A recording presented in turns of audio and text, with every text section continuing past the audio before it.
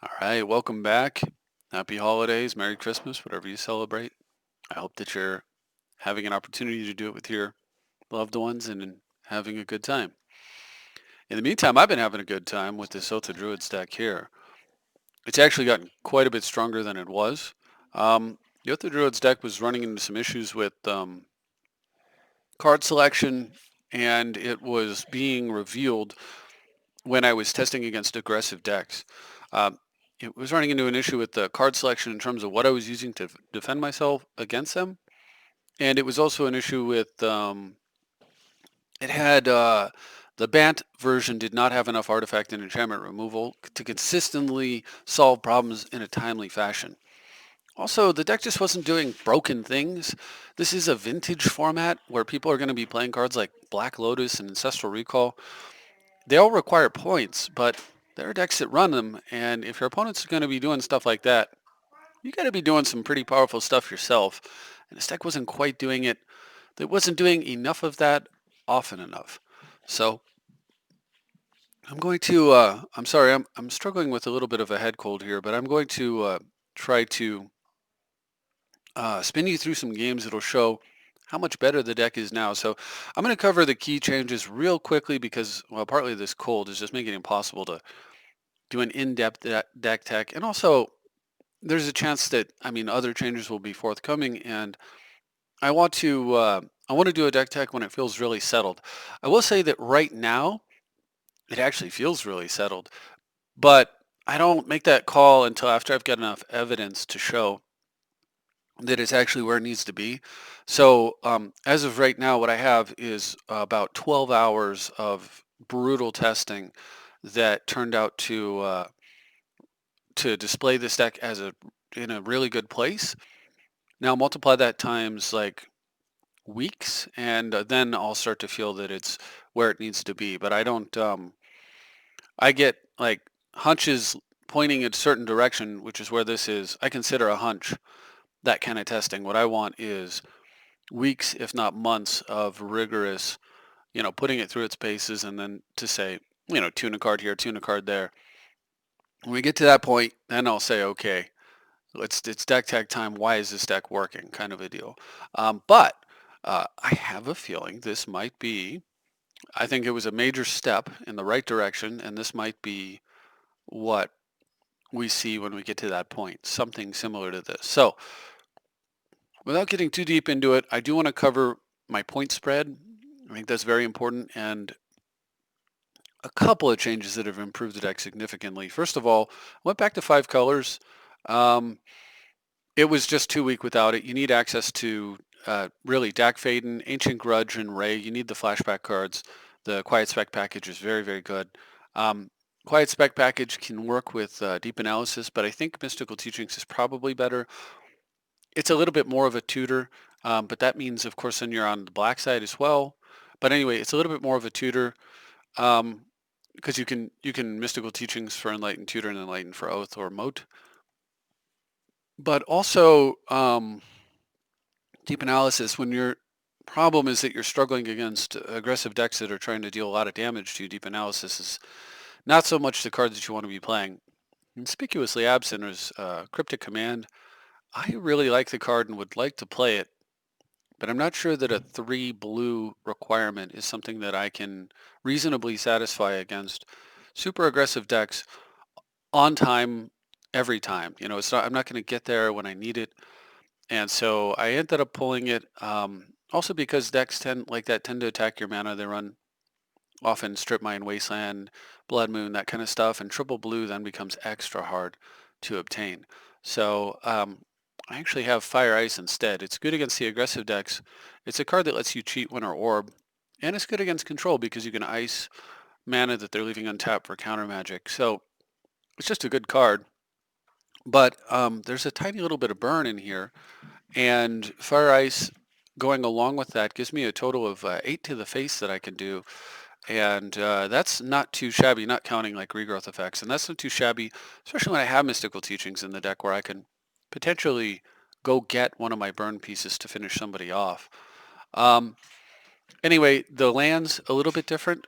Still very happy with it. It's got the main colors are banned, so it's still got the banned basics for land tax purposes and also to work around Blood Moon to some extent. Those are the colors that you need to disenchant, like with Array of Revelation. Um, I say Blood Moon, but I'm also including, Magus of the Moon and also Back to Basics. Now, if it is Back to Basics you're dealing with, the best way to deal with it is Winter Orb. You just Back to Basics everybody and carry on. However, Winter Orb loves this card right here, Lotus Field, and Back to Basics punishes this. So sometimes if you have that Winter Orb Lotus Field thing running, you'll still try to kill the B2B if you can. Lotus Field has been extremely critical in this deck. It seems like an okay card. It is a critical card, I feel, because there are Strip Mine and Wasteland Recursion things happening in the format. Quite a few decks try to do that. I certainly am with Wasteland, but some decks also include Strip Mine. They can lock you out very quickly, very consistently if you don't have a way around it. Now this deck tries to work around it with artifact mana, and artifacts to disrupt. Like if somebody's recurring a life from low and Winter Orb is painful for them. But if they're recurring with Crucible, Winter Orb is not hurting them and might actually be helping them. So you have to be very cautious with that. However, Lotus Field, there's my son. Hi, Thomas. Hi. All right, so then Lotus Field does a very good job of, 3 mana that they can't kill is in a great way to get out from under, or at least give you a chance when you're being affected by that. It's also incredibly good with, I run Flagstones of Trocaire, which is a second hedge against that. It can get you out of a loam lock, strip mine lock, just because it can, you can play it as a land, they have to kill it, and then you get another land, and then you can play another land, and now you have 2 mana, and 2 mana is where you can get your signets and stuff down, and you can start to dig your way out of that hole. But so while providing additional padding for those strategies, the 2 cards also work very well together. If you play Lotus Field, if your lands are, for example, you have 1 mana, 2 mana, and then on turn 3 you play this, you should have, normally you would have 3 mana, 1 mana, 2 mana, 3 mana. However, the Flagstones triggers and you end up with 4, so you went 1, 2, 4. But of course, that's in play. On the next turn when you play a land, you actually go 5. So you go turn 1, turn 2, turn 3 I skip, and then turn 4 I have 5 mana available, and that double ramp is the equivalent of a Worn Power Stone, because it's like it comes in a play tapped, right? So it's like playing a uncounterable Worn Power Stone that can't be disenchanted and happens to produce 3 mana of any color instead of 2 colorless. So it's an uncounterable 0 casting cost Gilded Lotus if you get that going. That comes in a play tapped. Pretty darn good. Not in every matchup, but definitely in matchups where they're trying to attack your mana. Definitely in matchups like Control. And it's also really sweet, even if you don't have the Flagstones. Lotus Field is a super good card to combine with either Winter Orb or Balance. Very strong with Balance. Anyway, I'm not trying to do, like I said, I'm not trying to do the full deck tech, but I just want to point out some of those things, and let's do the point spread. So the point spread for this deck, they had some changes to the points recently. Basically, they're fine tuning their list, but at present, Soul Ring costs 4 points. Tinker costs 3 points, and then Balance. So Mana Drain, Balance both cost 1 point. So this is 4 and 3 is 7, 8, 9, and then Imperial Seal costs 1 point, 10. Enlightened Tutor was reduced from 1 to 0 just because, well, actually, I honestly agree. Like, having some tutor ability makes sense. This is kind of like, otherwise, why don't you just restrict, why don't you make the ones that get creatures cost points, right? Like, why favor one strategy over another? So I think this makes perfect sense. This is a tutor for everybody, though, so I can see that it is going to cost a little bit. So 1, 1, 1, 3, 4. There's our 10 points. That means I had to cut Strip Mine, and I had to cut Tolarian Academy, and I had to cut Library of Alexandria. So those cuts were really difficult and painful. I want the library. I want the academy most. I can live without Strip Mine, honestly. But I wish I could have all of them, but That would be in an idealized version of the deck where, but we'd also have like Moxes and stuff. I mean, if there were no point system, the deck would look quite a bit different, right? Because we'd have Black Lotus and Moxes and all that stuff. So obviously we'd be running Opal and whatnot. But so I lost those cards, but I think that the deck is honestly quite a bit stronger regardless of those changes. Um, the nice thing here is that in the Bant version, I was running Dragon Lord Dramoka.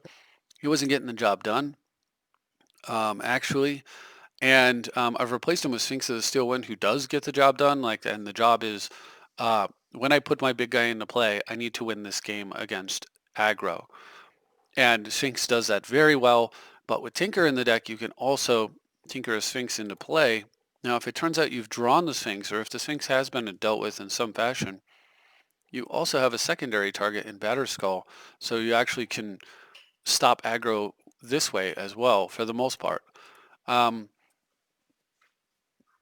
so the deck's flexible, resilient, fast, has a lot of good deck control. I mean, we picked up Tinker, we picked up Quiet Spec, we picked up Imperial Seal. I'm even running Personal Tutor. So that's like, and I put Mystical Teachings back in the deck. So that's 5 different deck control options that I didn't have before. So I'm less reliant on luck of the draw and more reliant on my own decision making, which is where you want to be all the time. Plus, Stack Vaden gives you more choices every turn if he sticks. And basically, deck control is exactly what the control player wants, because the game should come down to a combination of luck and skill, but the emphasis should be on skill. And the more deck control you have, the more the emphasis is shifted back towards the skill factor. Um, Another card that I guess I've cut in the lands is a Cephalid Colosseum. I mentioned that because Cephalid Colosseum is incredibly good with Narset, and in the bat list, you want to include it so that you can recur it with like Life from the Loam and Crucible, just to have one card to go with Narset that you can use to Mind Twist your opponent. Because of course on the bat list you can't run Mind Twist. Now I could here, it's a 1-point card, but I have Mind Twist in the form of Balance. And because I'm running Dak Vaden, I don't have to run Cephalid Colosseum, which isn't a good card against aggression. And I can just put together the Narset Dak Vaden and target my opponent combo uh, in those long games where I need a Disrupting Scepter effect. In a control deck, it's always nice to have some kind of Disrupting Scepter effect and slash or Mind Twist if you can manage it.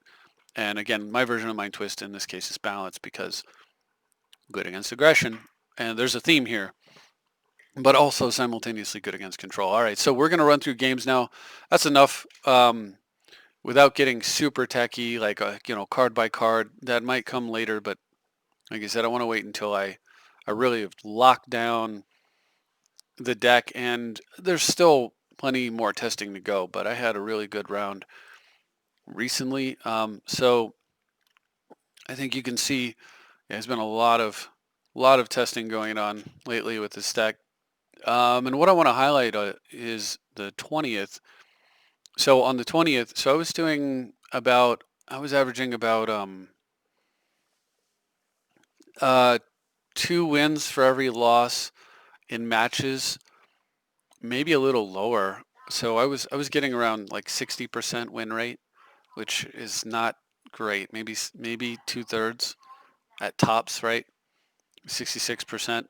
And I picked up 67 or whatever it is. So anyway, I picked up a much better win rate though recently. I ended up going 9-2.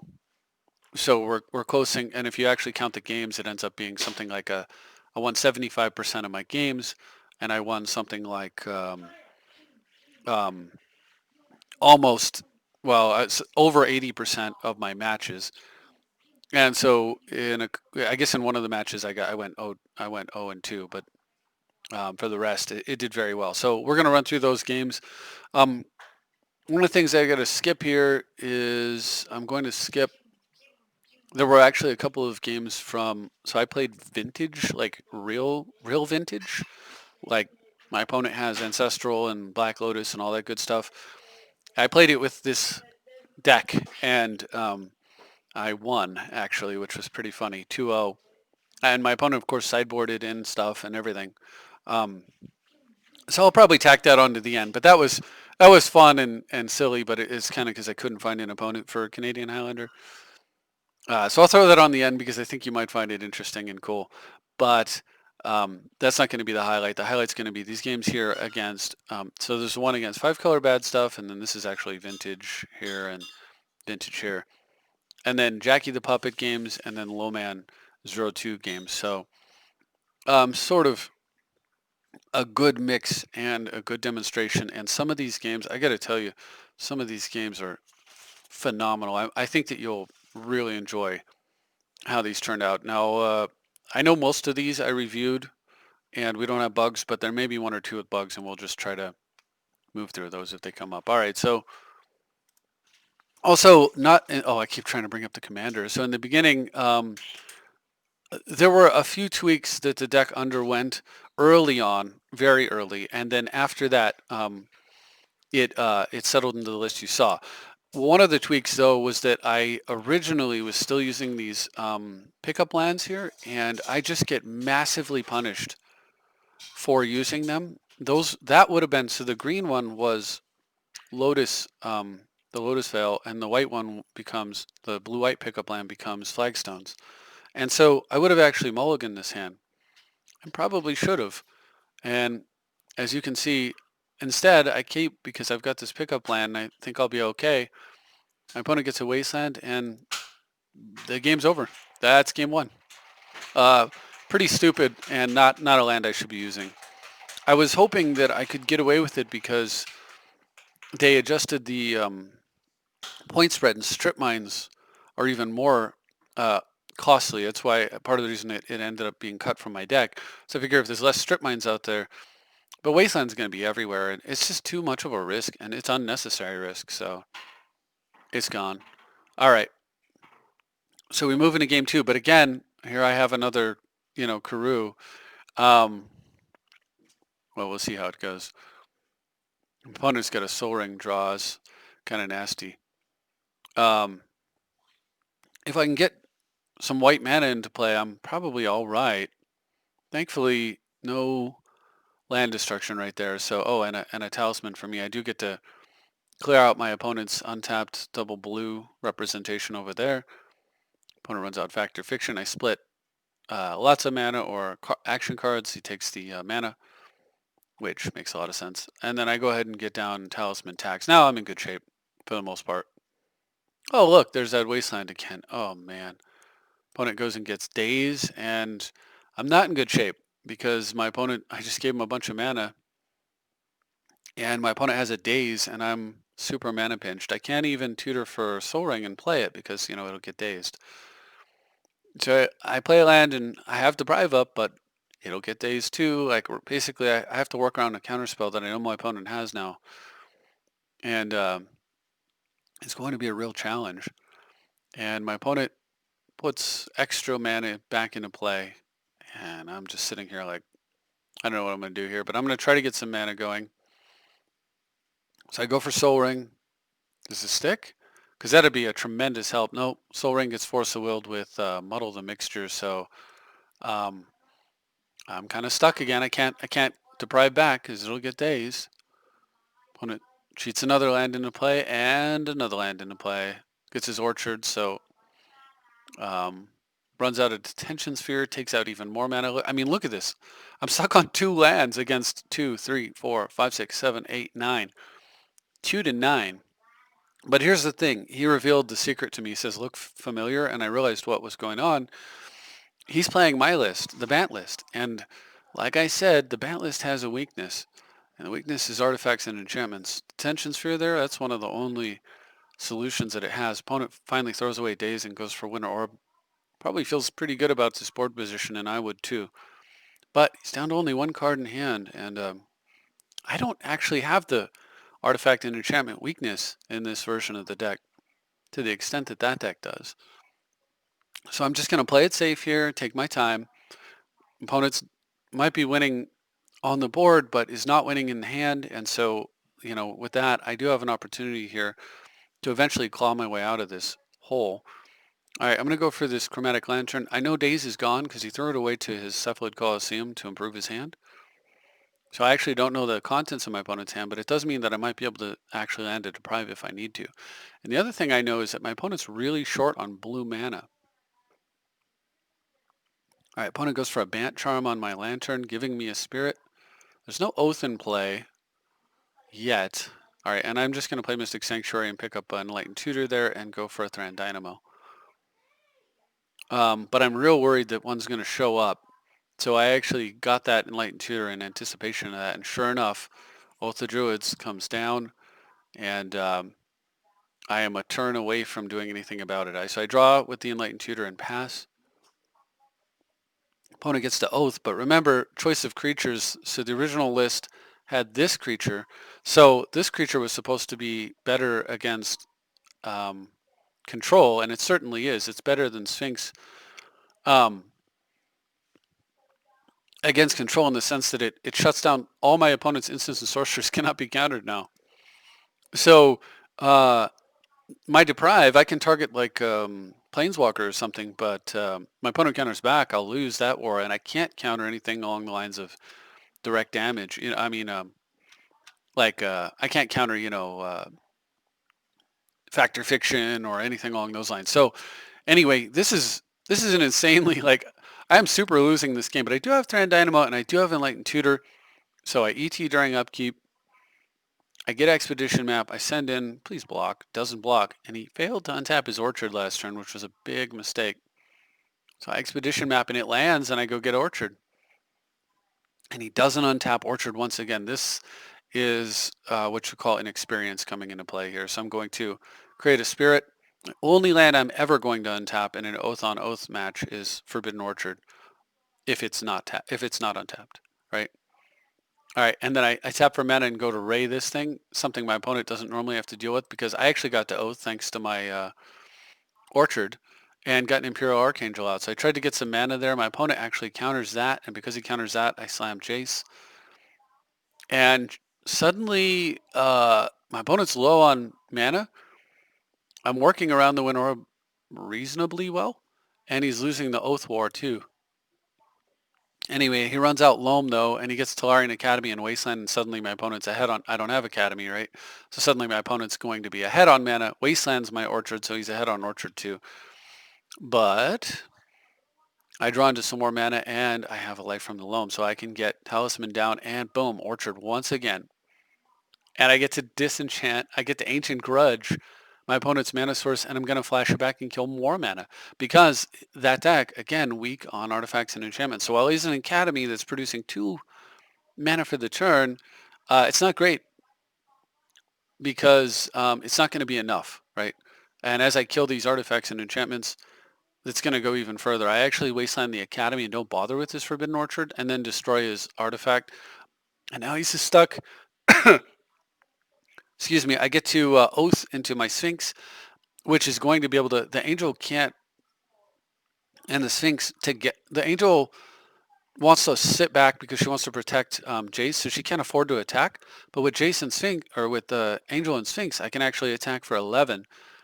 Opponent's only at 9. He's going to have to chump block. And then what I can do is I can, where was it?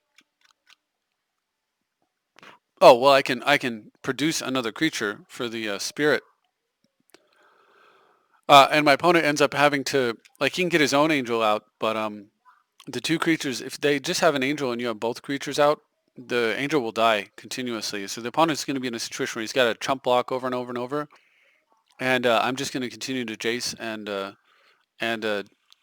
generate advantage. And eventually, of course, I'm going to wasteland the Orchard. Once my opponent's artifact mana is gone, he can't recur his Loam and play it where I can. And so I'm going to recur Loam and I'm going to play it. I'm going to kill the Orchard, and then once that happens, my opponent will not get to Oath anymore, and then the creatures will finish him off. And meanwhile, I'll be getting tons of life and using Jace the whole time. Now, there are some changes in this version of the list from the current version. A few adjustments. I had Mental Misstep in this version, and in the current version that became Lightning Bolt. But, I guess I'll point those out if I see them. But anyway, nothing too significant. It's like 3 or 4 cards, I think.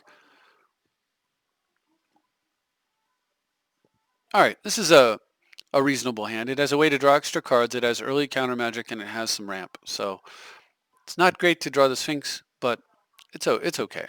And if I draw one of my three forces of will, I can force with the Sphinx. And look, my opponent's got a wasteland draw. Yuck. Good thing I didn't fetch there. Another fetch land. I'm going to throw down Zern Orb, and my opponent makes a mistake. Um, there's no justifying this. If you fear that the play I'm going to make is Zern Orb balance, you force the will to balance. So force the willing the Zern Orb. I don't agree with here at all. You're not a blue rat aggro deck.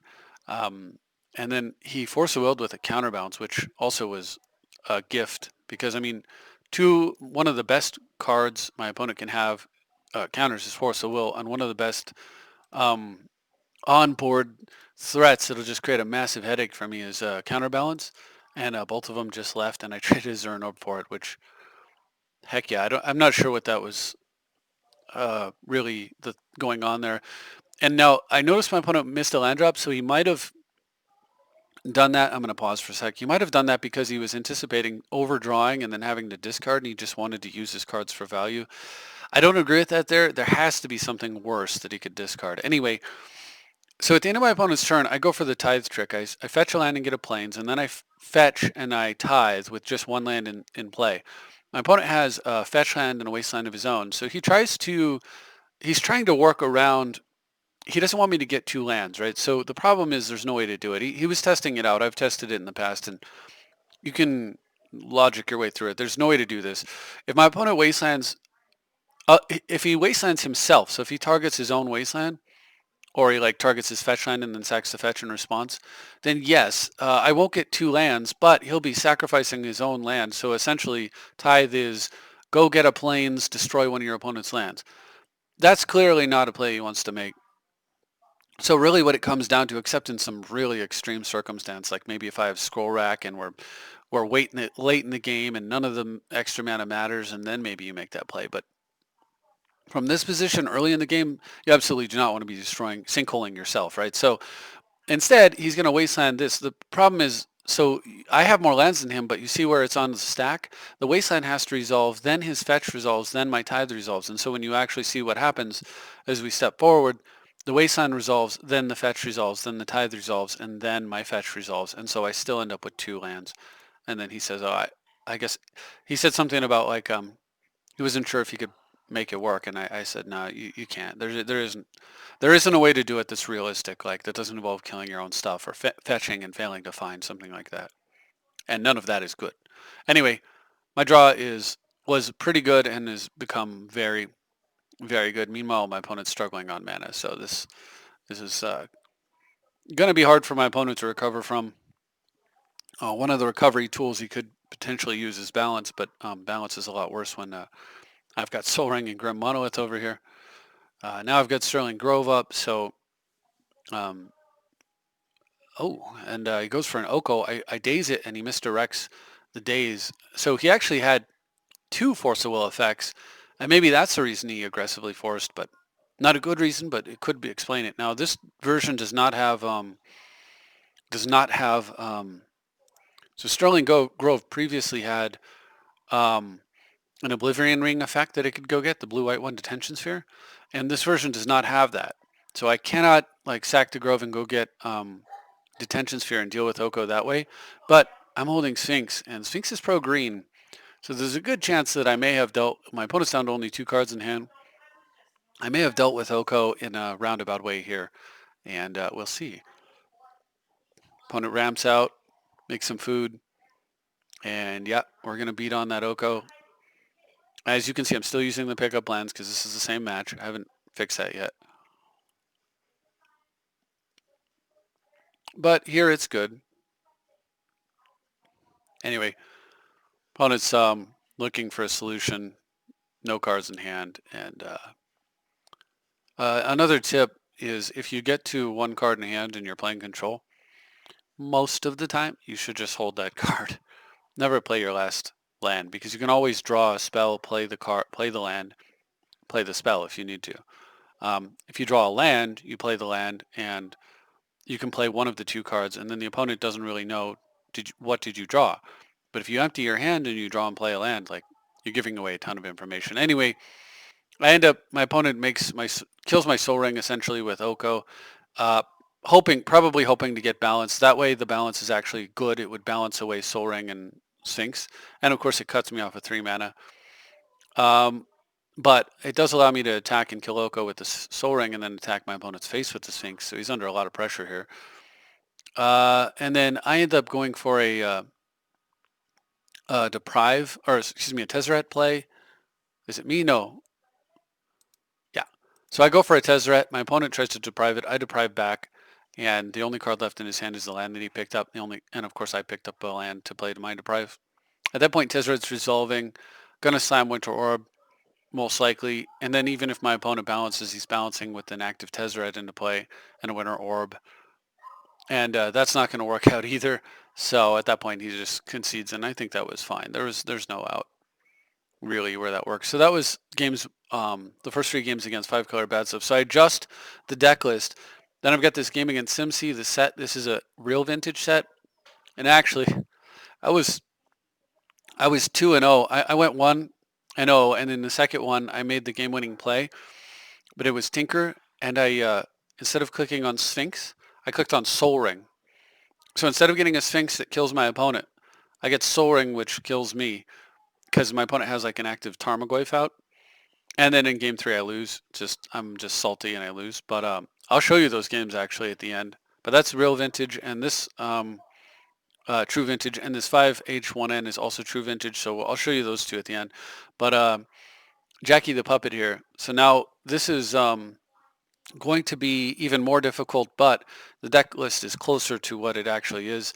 In fact, it's almost exactly the same throughout all these games against Jackie the Puppet. And you'll see I do pretty well. Very challenging opponent, though, with a variety of decks that I end up facing, a couple different decks, and attacking from an angle that I'd never really even considered. All right, so I've got a early Tithe and tutor draw. Now I don't know in advance what my opponent's playing. Once he starts changing deck lists, I really don't know. I don't know when he's going to change. Oh, I still have this instead of Lightning Bolt. I still don't know what exactly, like when he's going to change, and I don't know what he's changing to. However, I am playing the same deck every time, so my opponent knows basically exactly what he's facing. In fact, as soon as I oath and flip a Gaea's Blessing, which means I've oathed my whole deck, my opponent could screenshot it if he wanted and have the exact deck list. So I fetch in response to a fetch just because I'm a little worried about, I mean, I'm always respect the fact that Stifle exists in the format. My opponent scries and he goes and gets Wasteland. I pick up a couple extra lands, and then during my upkeep I grab a Soul Ring, because that's telling me, you know, an aggressive attack your mana start. So that's pretty scary. So I'm going to gain some life here. And then he's got Loam. Brutal. All right, so I play a land here. Transmute Muddle the Mixture and go get Winter Orb. So the solution to Loam is Orb. I'm going to gain some more life. My opponent Loams once again. Now, if he didn't Loam right there, of course I had Dovin's Veto. I do have a fetch land also that's going to help me a little bit here. Opponent, I'm going to go ahead and float some mana and fetch, and then he's going to be done. But now he can't Loam immediately. So he goes for Unearth. I do have Mental Misstep here. So I suppose Mental Misstep was pretty nice right there. It would have been actually Lightning Bolt. But I would have also been able to deal with it in a moment. So, all right. So now I get a second fetch land, so my opponent doesn't even bother trying to Loam. You can see over there, Treasure Cruise and Ancestral. He actually delved through.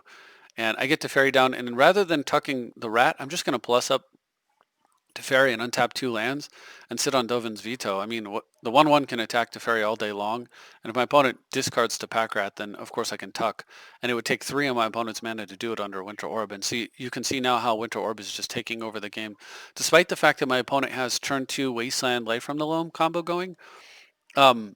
He's not winning. It's not a good position for my opponent to be in, right? Now I've got Tezzeret down on board and a bunch of extra mana, and I can actually threaten, because Tezzeret can go 5, 10, 15, 20, and I can ultimate and kill my opponent. He actually has to attack Tezzeret, and he can't afford to attack Teferi. So opponent plays Hogak. I'm going to go ahead and get a Dak Faden down and plus up, and then this is a great time to tinker. I don't need Zern Orb anymore. I'll tuck the Hogak with Teferi. Of course, he can put it right back into his graveyard, but it takes time. And at this point, I've got Sphinx up and running, and my opponent's trapped under Winter Orb. You can see how much better this deck is with Tinker available. That is just a nasty, nasty threat, and very quickly is going to take over and finish this game off. It also protects my Planeswalkers, and all I did was cost me a Zern Orb that gave me some life earlier in the game. So very smooth game one for this deck. And in game two, I got a real nice draw here. It's a little awkward with the Orchard, but that's offset by the fact that I have balance. So once again, misstep would be Lightning Bolt, but all right. So opponent leads off with Swamp, nothing, Urborg, Pack Rat. Once again, kind of wish that was a Lightning Bolt. Well, that's fine. I'm just gonna give my opponent some mana or some creatures and just produce some artifact mana because I do have the balance in hand anyway. I can ponder here with one floating, so I go ahead and do that into land and just play land and pass. I pondered with one floating in case I drew more artifact mana or something that I might want to play. Or if I drew like a fetch land, I might have played a fetch land and then loamed it immediately. Anyway, my opponent, for my turn, I go ahead and just play Teferi and pump. Opponent runs a Collective Brutality, and I think, oh my gosh, my balance plan is hosed. But he actually takes Mana Drain, which is a big deal. I understand why he did it, though, because I have that Imperial Archangel that I could possibly drain into. But now I plus up to Fairy, and I get to balance at instant speed and remand my opponent's Sylvan Scrying, which is kind of amazing. And then I had one less land than my opponent, so I ended up sacrificing the Orchard, but I loam it right back. My opponent goes for Sylvan Scrying. I Dovin's Veto it because I'm seeing a lot of graveyard shenanigans happening over there, so I'm assuming he's trying to get Bazaar Baghdad. And I go ahead and, because I gave my opponent a counter, a creature, so here's the thing. This is a sort of like a nice little synergy. So Teferi was on 4, and I had no way to draw a card off of it. Forbidden Orchard forced my opponent to have a creature, and then Teferi just made the creature cease to exist and drew me a card, which is very important because it drew me into Mana Leak Dak Faden. And so now I've got Dak Faden Life from the Loam running, which is a sick combo. And I'm doing it all under the safety of Teferi. This was the other reason, by the way, adding Teferi was the other reason I was comfortable cutting the dragon, because this is the dragon on steroids. This is so much better. The dragon's nothing. It just says they can't play on your turn. I mean, they can't counter your spells, but this, they can't counter anything. This is huge. So you don't need the dragon. All right, so anyway, there's Grimoire-Mancer. So I'm going to continue to loam Dak. So we'll grab 3 cards and convert those cards into other cards.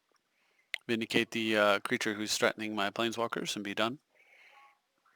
I do have to leave my defenses down for a bit, and unfortunately that means my opponent gets to draw extra cards here and draws into a sweet little combo. He entombs his Grave Troll, and he draws this thing that's going to come rushing out of the graveyard with Unearth. And I'm really low on life, actually, so I need to actually do something about that. I'm going to sacrifice my Forbidden Orchard to Lotus Field. Also really nice with Life from the Loam. Opponent's going to unearth this thing, and I'd already, mathed it out, so I'm going to take exactly 8 and go to 1. Unless he kills my planeswalkers, which he doesn't. He gets a prized amalgam in play for having played a creature from the graveyard. And on my turn, Archangel comes down and says, please stop hurting. Opponent goes for a creature that I can mana leak, and then plays a hasted Bloodghast. Crap, I am in big trouble once again because the angel is actually going to die here. Dying for my sins over there, I guess, is appropriate this time of month. Anyway, this time of year.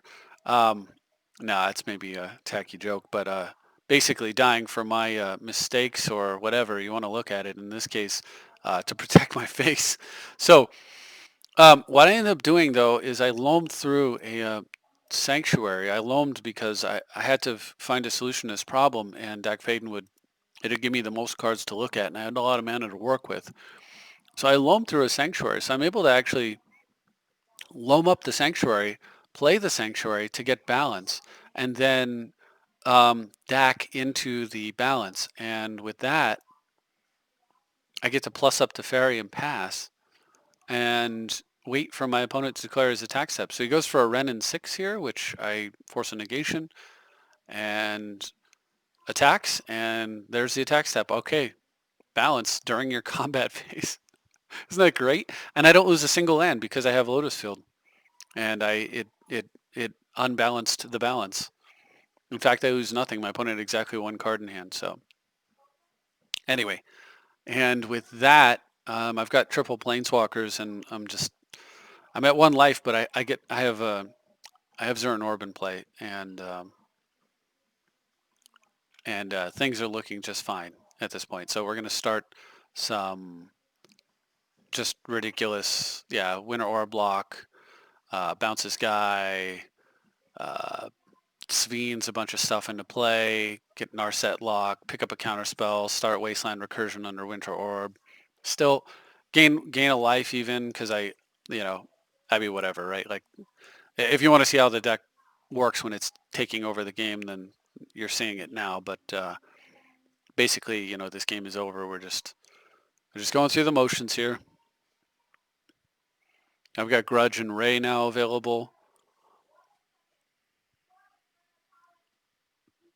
Which is actually kind of funny because I have a grudge against Ray, the character from Star Wars. No, my grudge is that I don't know if you guys have seen it yet, but I watched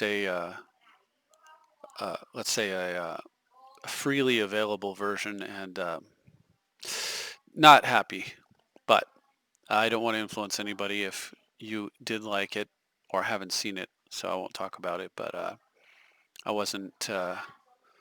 I'm more on the side of where the general audience seems to be, according to the audience reviews, which is that it just wasn't what I was hoping for. But anyway, so meanwhile, I've been talking here, and the deck is just doing what it's doing, which is filling its hand up with counter spells and making my opponent's board completely invalid, and eventually going to win. Is obviously taking a lot longer than perhaps it should. But my opponent's got some pretty resilient, even though he's low on cards and everything, his deck is super low curve and he cheats a bunch of stuff into play from the graveyard. So it actually does take a little bit here to get going. The other problem was that both of my creatures were gone. So I had to oath once in order to just reshuffle my deck together, then oath a second time, and then oath a third time in order to get all the creatures back into play. Opponent plays his Scab Ruinator, and what I should have done, actually, I think I bounced it, but what I should have done, or tucked it, but what I should have done is, once you have Mode out, especially, or Sphinx, or Batterskull, or a number of things, but basically, Oko can just make things into 3/3s with no ability, and that's what I should have done with the Ruinator. A 3/3 with no ability, it just sits behind a moat, and green too, so, Sphinx likes it, but that's actually a nice little combo too. Oko mode is a super powerful combo. So that's a first set there, and me being a little bit silly this morning. But anyway, Jackie the Puppet, then we move into a bunch of other games. So I'm going to run through them because, like I said, some of these are super interesting. And my opponent's deck there is obviously very interesting. He wants to try it again. I don't remember how many times he plays his Dredge deck, but like, Dredge is an angle of attack that I don't really have. I don't have Graveyard Hate in here. I have one card, and it's Gaia's Blessing, and I can recur it because of Mystic Sanctuary Recursion, but I really don't have any dedicated anti-graveyard stuff. But what I do have here is a hell of a start. I actually misclicked, so this was a misclick morning till I drank enough coffee, but I misclicked here. Arid Mesa should have got Savannah. I should have got my primary colors, not a splash color black. And I really eat it on this turn where I draw Oko, but fortunately Impulse digs me out of my own mistake, I guess. Anyway, I'm still missing a mana. Look at this. My opponent steals a Soul Ring, and look what I'm holding. Teferi, Time Bender, and so I just make my food into a creature, attack his Dak Faden, play Teferi, pick up my Soul Ring, replay my Soul Ring, untap all my lands, and pass. All that cost me 2 mana. And which is amazing. But also consider that in the past, like if opponent plays Dak Faden and steals like a Soul Ring, that was often a back-breaking, like game-ending play. And this turn, I shrugged it off as if like it was a joke. It was like completely useless. That's a really good sign. I'm not saying that I'm not vulnerable to that, but what I am saying is it's real nice to have a deck that's actually resilient to something that previously would have just totally destroyed it. All right, now we're really rocking and rolling, so we'll just go get Moat. Too good against them, and too good when I've got these Planeswalkers controlling the board like this. I'm going to go for, because so this is a fun one. So this interaction between Teferi and Teferi is I plus up Teferi here, and plus up Teferi here, I draw a card. He's going to untap 2 lands at the end of my turn. I tap for, so I untap the lands and then tap the mana and cast Wargate using the first Teferi's ability to use the untapped lands at instant speed. And so I Wargate into a Winter Orb. So I had cast a Moat and then Wargate to a Winter Orb during my end step, which I didn't have enough mana to do without the second Teferi untapping my lands. Super cool stuff. I just thought that was awesome, and I guess my opponent did too because it was game over. I've got Moat, triple Planeswalker, Winter Orb, and I'm untapping and Soul Ring. Like, super over. So we move on to game 2. I'm going to continue to use these cough drops while I deal with this unpleasant head cold and trying to record and everything. So now you can see I've got flagstones in here. Like I was saying, the deck is almost the exact list in the games against Jackie.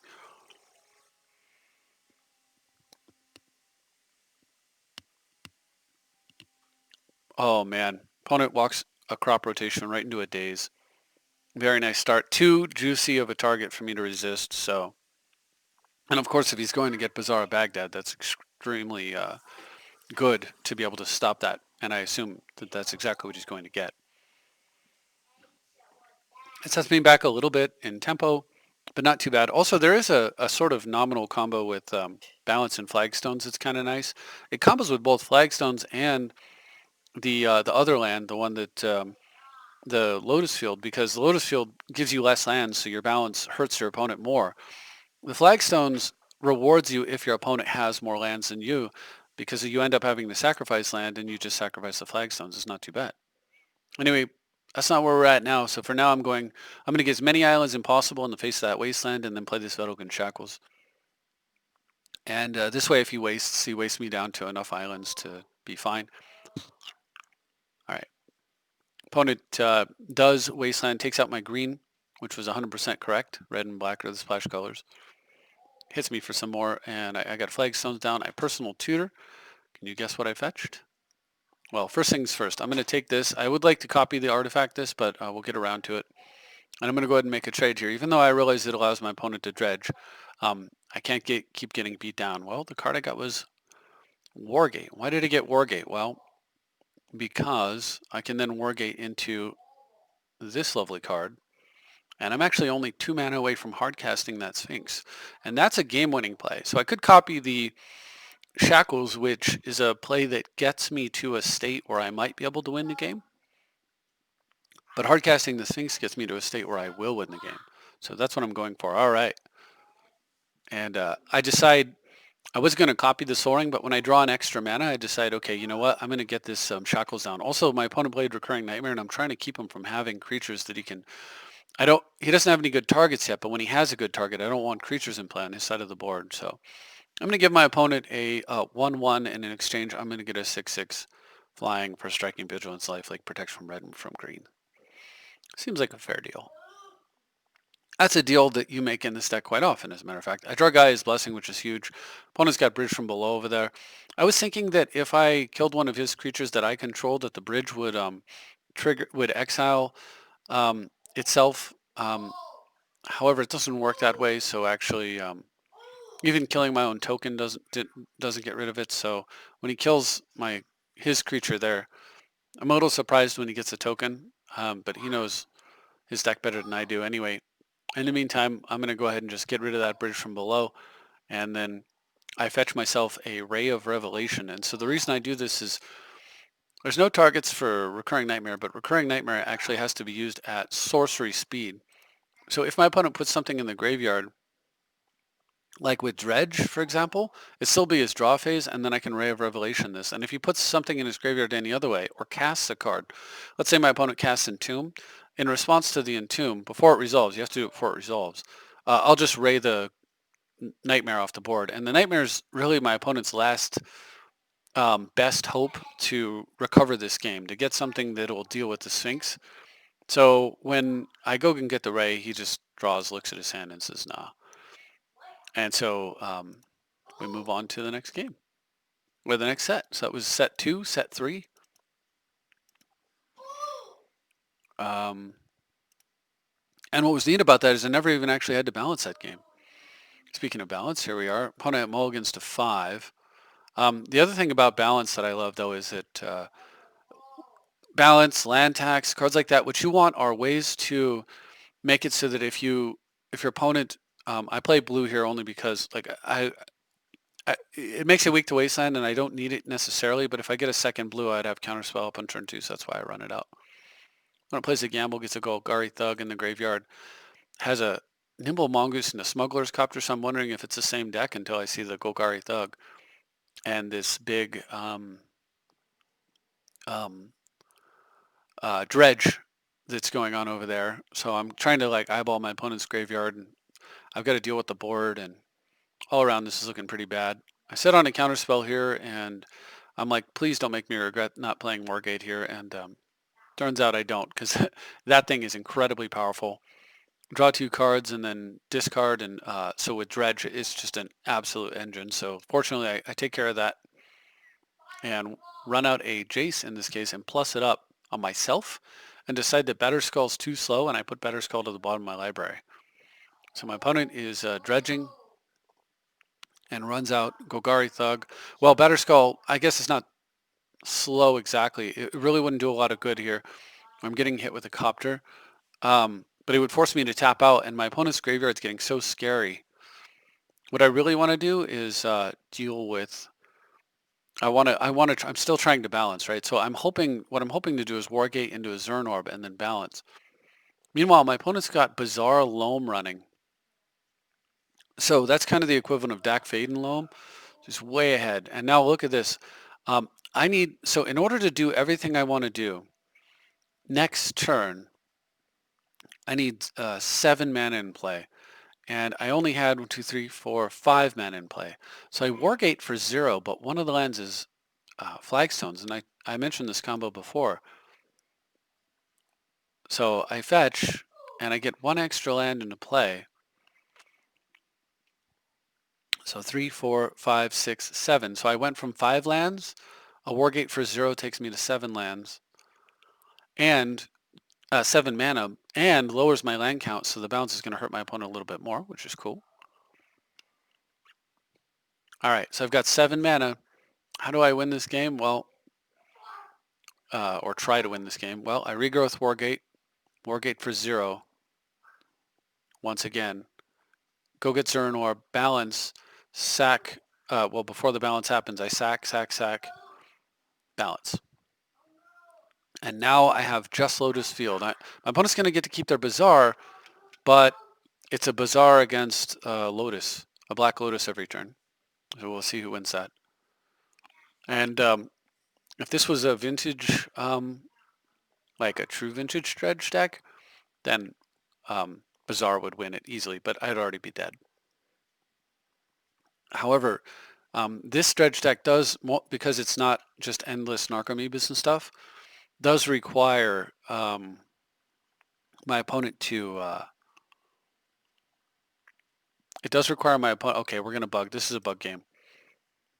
My opponent actually does need mana for most of his things. And so this ends up buying me a ton of time. I think he gets a land here, and what happens is I ice during upkeep.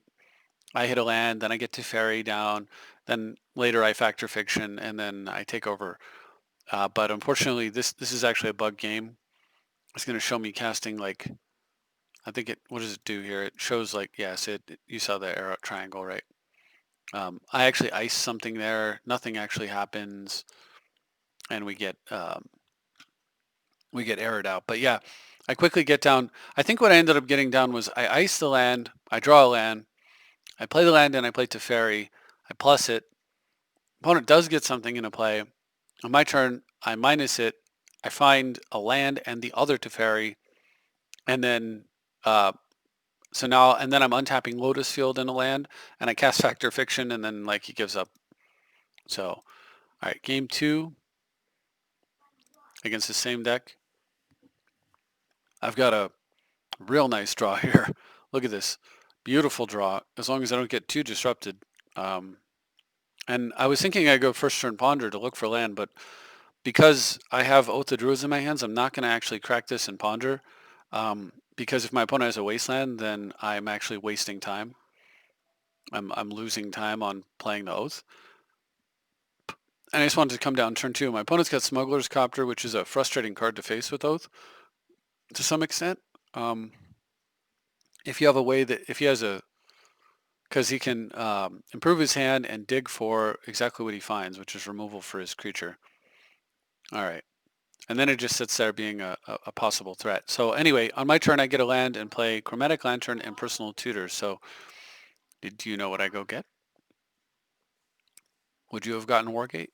This card comes up a lot. So I ponder and shuffle away my cards, and I Wargate for 0. This card is a very, very good card, and Personal Tutor allows me to complete my combo right on time. So Personal Tutor quite good in here, actually. And there it is, Wargate for Forbidden Orchard. Personal Tutor acting like a Vampiric Tutor, essentially, or an Imperial Seal, rather. So unfortunately, though, it turns out, so my opponent's got Dark Blast. So I got to be careful about when I make the creature, or else Smuggler's Copter will be able to attack, and then he can Dark Blast it away. But I do have to make the creature. I have to try, right? Because I would rather have him dredging Dark Blast for 3 and dredging Golgari Grave Troll for 6. I do get a Jace out, and I plus it up once just to get it out of bolt range. And I'm trying to find a way to get around this Dark Blast here. We'll go for it during my opponent's end step once again. I did find a mana drain, so I could counter it. God, it's a card you do not want to be countering. So I'm trying to find some other solution. I was hoping maybe my opponent would spend some mana, but he actually gets to flashback a Grudge on a scroll rack here, and I do a little racking in response, and then Jace resolves. Not going to fight over any of this. And I decided I'm not going to balance this game. I'm way ahead on mana, so on land specifically, so not going to balance. I do get a Grudge, so the threat of Copter's no longer really in play. So I make a Spirit hoping that he'll let it live and animate his Copter, but of course he's not going to do that. He's just going to Dark Blast. And so I decide, you know what, I'm just going to counter the Dark Blast. I need to win this game before my opponent's graveyard's getting bigger and bigger. But that frees him to dredge other things. And so he gets a gigantic graveyard, including Hogak. On my turn, of course, I get to Oath. I also know that the top of my deck really wasn't cards that I wanted, so Oathing past them was pretty good there. And unfortunately, I just Oath into a bunch more mana, so we'll go ahead and get it all into play. I mean, it's nice. It did cut my land count down, which is really good for if I do have to balance later. But opponent runs out of Dak Fade. Another Stolen Lotus, or oh no, he stole Soul Ring last time. Gets a Scrap Heap Scrounger, passes. This time, I'm not sure why he attacked there. I think that was an error. But I guess he didn't want me building up creatures for Oath. I mean, it's not like he knows how many creatures I'm running, so I guess I can kind of see that. But anyway, I've got Ray there. I didn't find a way to get my Lotus back. And my opponent, hold on. So what just happened? So he had Vengeful Pharaoh in his graveyard. So whenever combat damage dealt to him or a Planeswalker, destroy the attacking creature and then put Vengeful Pharaoh on top of your library. Well, when Vengeful Pharaoh's effect triggers, and then you can just dredge him right back into your graveyard, it makes attacking extremely difficult. But I had to trade the Sphinx, I thought, for the Dak Faden. It seemed like a good trade to me. So, and I've got Angel here. I'll eventually loop him back into the deck with Gaia's Blessing. So And for my opponent's turn, he plays Stinkweed Imp. Not going to counter that. Golgari Grave Troll, triggering a Vengevine. And that one's going to get countered for now. A little too much. And then he uses the creatures to play Hogak. All right. I knew that Hogak was there, so that was why I wanted to counter the Grave Troll, because he would actually be bigger than the Hogak, but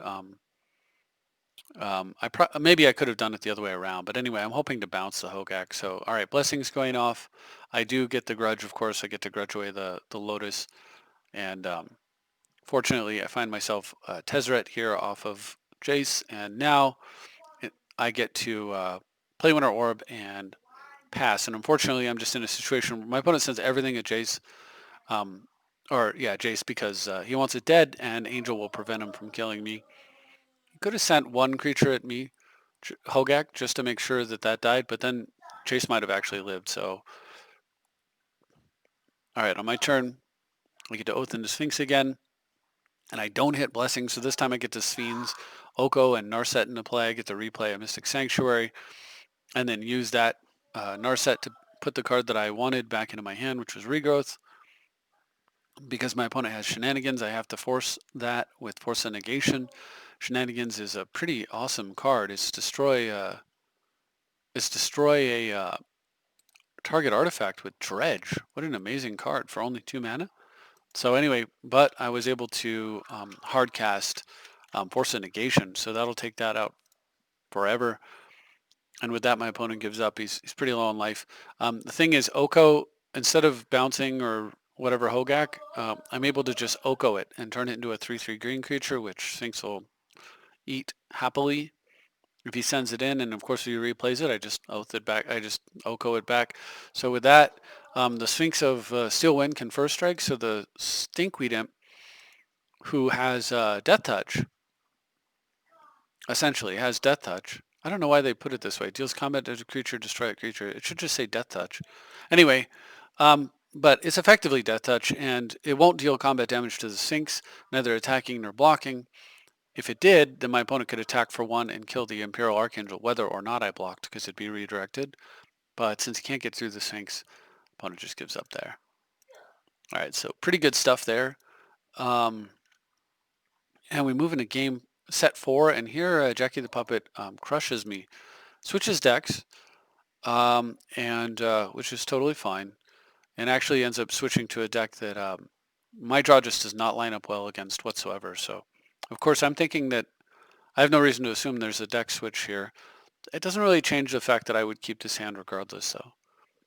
My opponent just goes first turn Delver. Now, this version of the deck I said is a little different than the one that I showed you in the beginning, right? This version of the deck actually is missing a bunch of removal. It has no Lightning Bolt, no Lightning Helix, and I can't remember what the other card was, but basically there's like 3 or 4 removal spells that I don't have access to in this version of the deck. And this game was really the game that kind of like revealed how bad that actually was going to be. I'm going to skip ahead because the entire game can be summarized by first turn Delver, draw no removal, get hit with a Serendib Efreet that costs 1 mana every turn until I'm dead. And yeah. And then finally, Desperation Tinker into, triple blue. This is not going to work, right? But I go for it. I cast the Tinker, opponent casts counter. I counter back, he counters back, I lose the counter war, and I die. Awful. All right, game 2. I still don't have any more removal than I had before. Not in this version, anyway. I have to mulligan twice, and I mulligan into a hand that actually has some potential. I'll lead off with this, in case there's an early strip mine or something. Opponent runs out a Bird of Paradise. Not too happy to see that, but at least it's not direct pressure. This looks like a hand that might actually be able to win a game, even after a double mulligan. Nimble Mongoose, I can get around to that. I'm not going to counter it. I just need to brainstorm here and improve my situation. I'll go ahead and fetch, and I misclick once again, failing to get Savannah, so I can't tithe, and now I'm a turn behind, and that literally is the game. That little misclick right there, whole game. Because now my opponent has the ability to, I don't have a third land in play, and I don't have a fourth land on the next turn to play a Simic Signet. And um, he runs out Chandra. I attempt to mana drain. Opponent has a Force of Will for Chandra to push through. Chandra's into a Mox, and I'm so far behind. This game is just over. That's the entire game, by the way. Everything after that was just Chandra, Chandra, Chandra, and I concede. So that was a very unhappy set of games for me, but at least Jackie got a win set, and then we continued. So once again, me lacking in a lot of removal meant everything going on in that game was just quite a bit harder than it needed to be. All right, so we move into another set, and he switches decks once again, actually, to Death and Taxes, which was surprising. But anyway, I'm in a personal tutor here. I'm looking for mana. Unfortunately, a personal tutor doesn't have an easy way to do it, but it has a roundabout method. So, and that method is go get a card like Ponder. So we'll see if there's some lands in the top three, and if there's not, I'll shuffle and see if there's lands there. All right, I found multiples. Very good. So back in the game.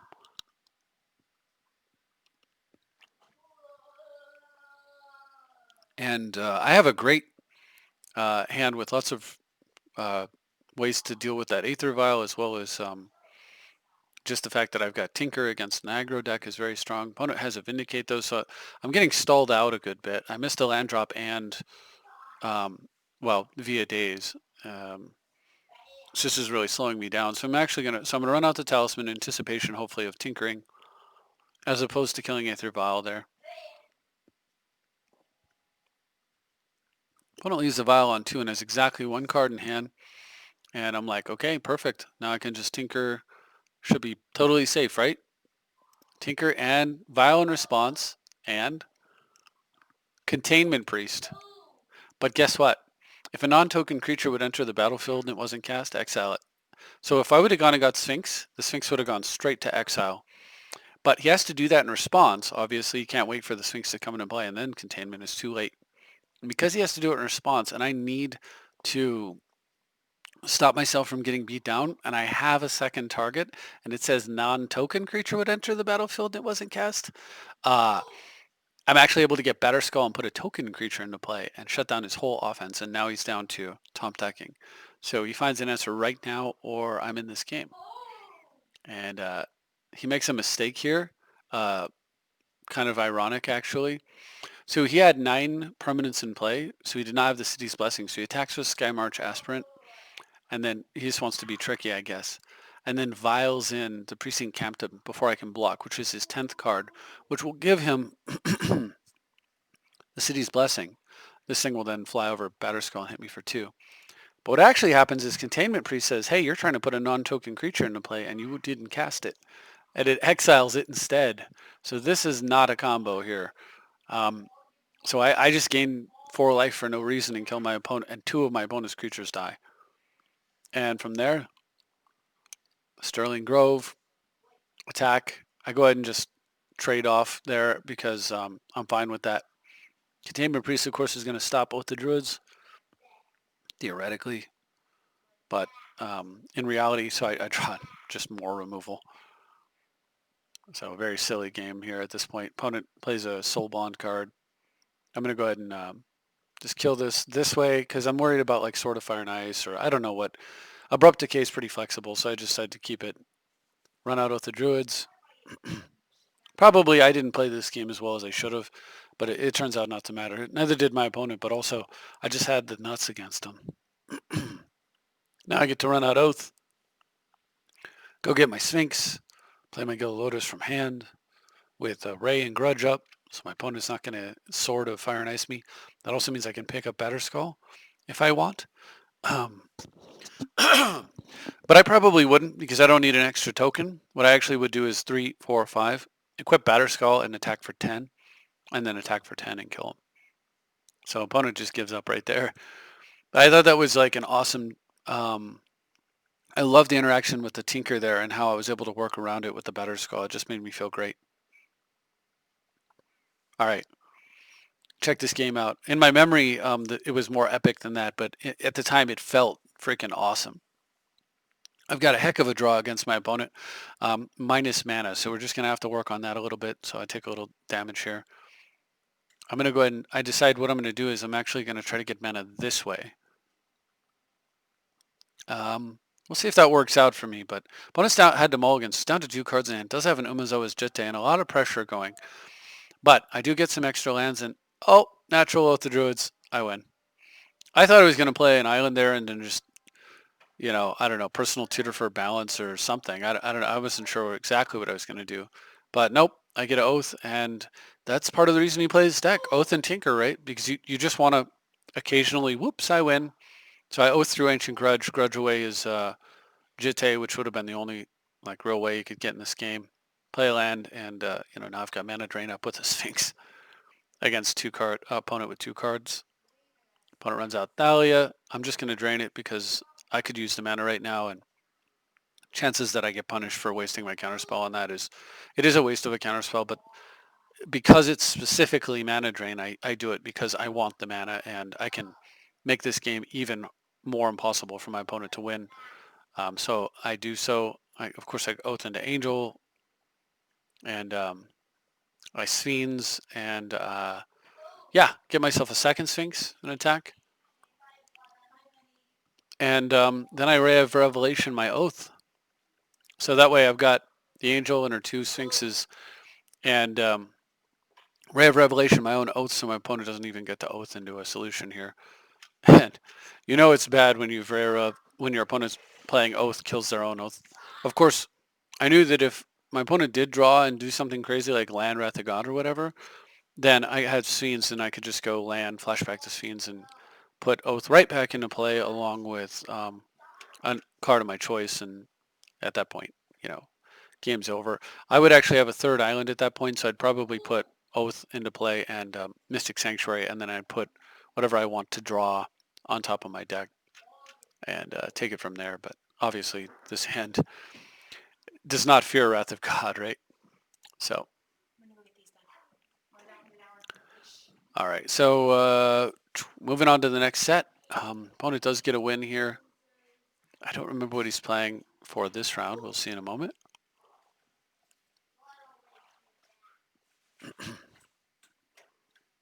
Leads off with a Gatoxian Probe, though. So this looks like, it's pure control. Weathered Wayfarer. So sees my hand and is able to now, with that information, play a better control game. Opponent knows what I have. I don't know what he's got. That's not a good spot. There's a mental misstep. Instead of Lightning Bolt, sure wish I was a Bolt in this game. Anyway, I'm going to go ahead and play his Signet. Opponent knows he can do the Weathered Wayfarer trick, and he does, and goes and gets Library of Alexandria. So pretty rough. You can see I still have Cryptic Command here instead of Mystical Teachings, and I have Mental Misstep instead of Lightning Bolt, which would have been great because I could have bolted this thing and not had a free Library of Alexandria pop out. So this game's going to get real difficult for me real quick. All right, I'm going to take a look. I find some mana, so I want to grab that and pass for the turn.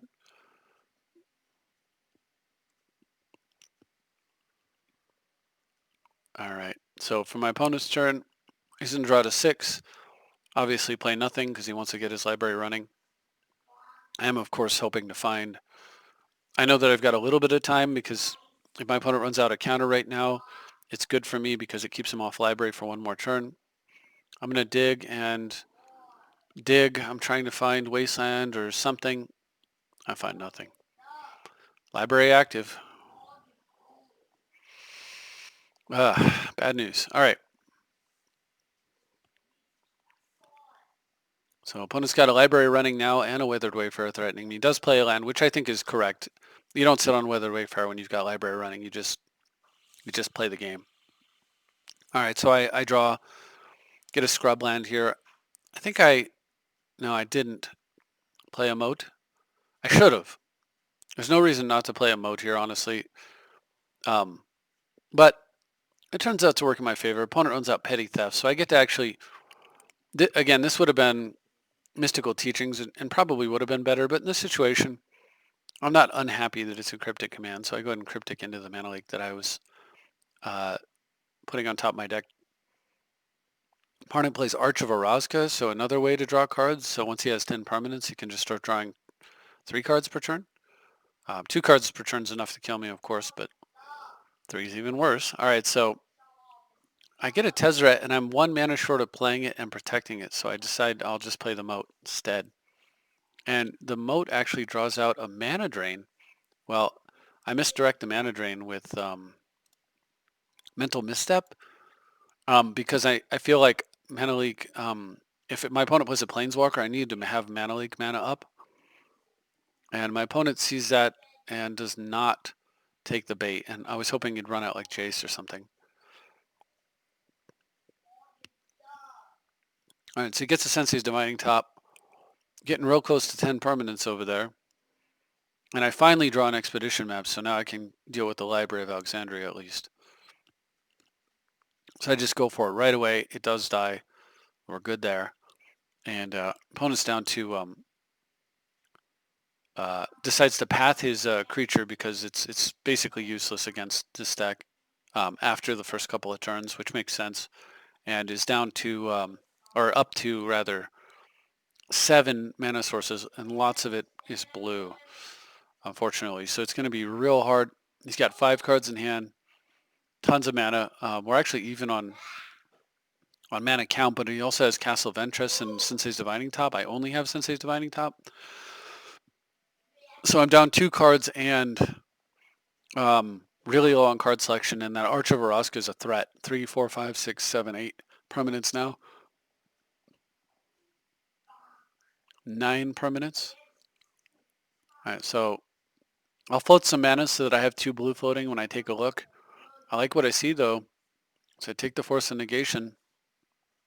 This means that I probably won't lose on my opponent's turn, but it doesn't allow me to win on my turn, and the problem is I can lose on my turn.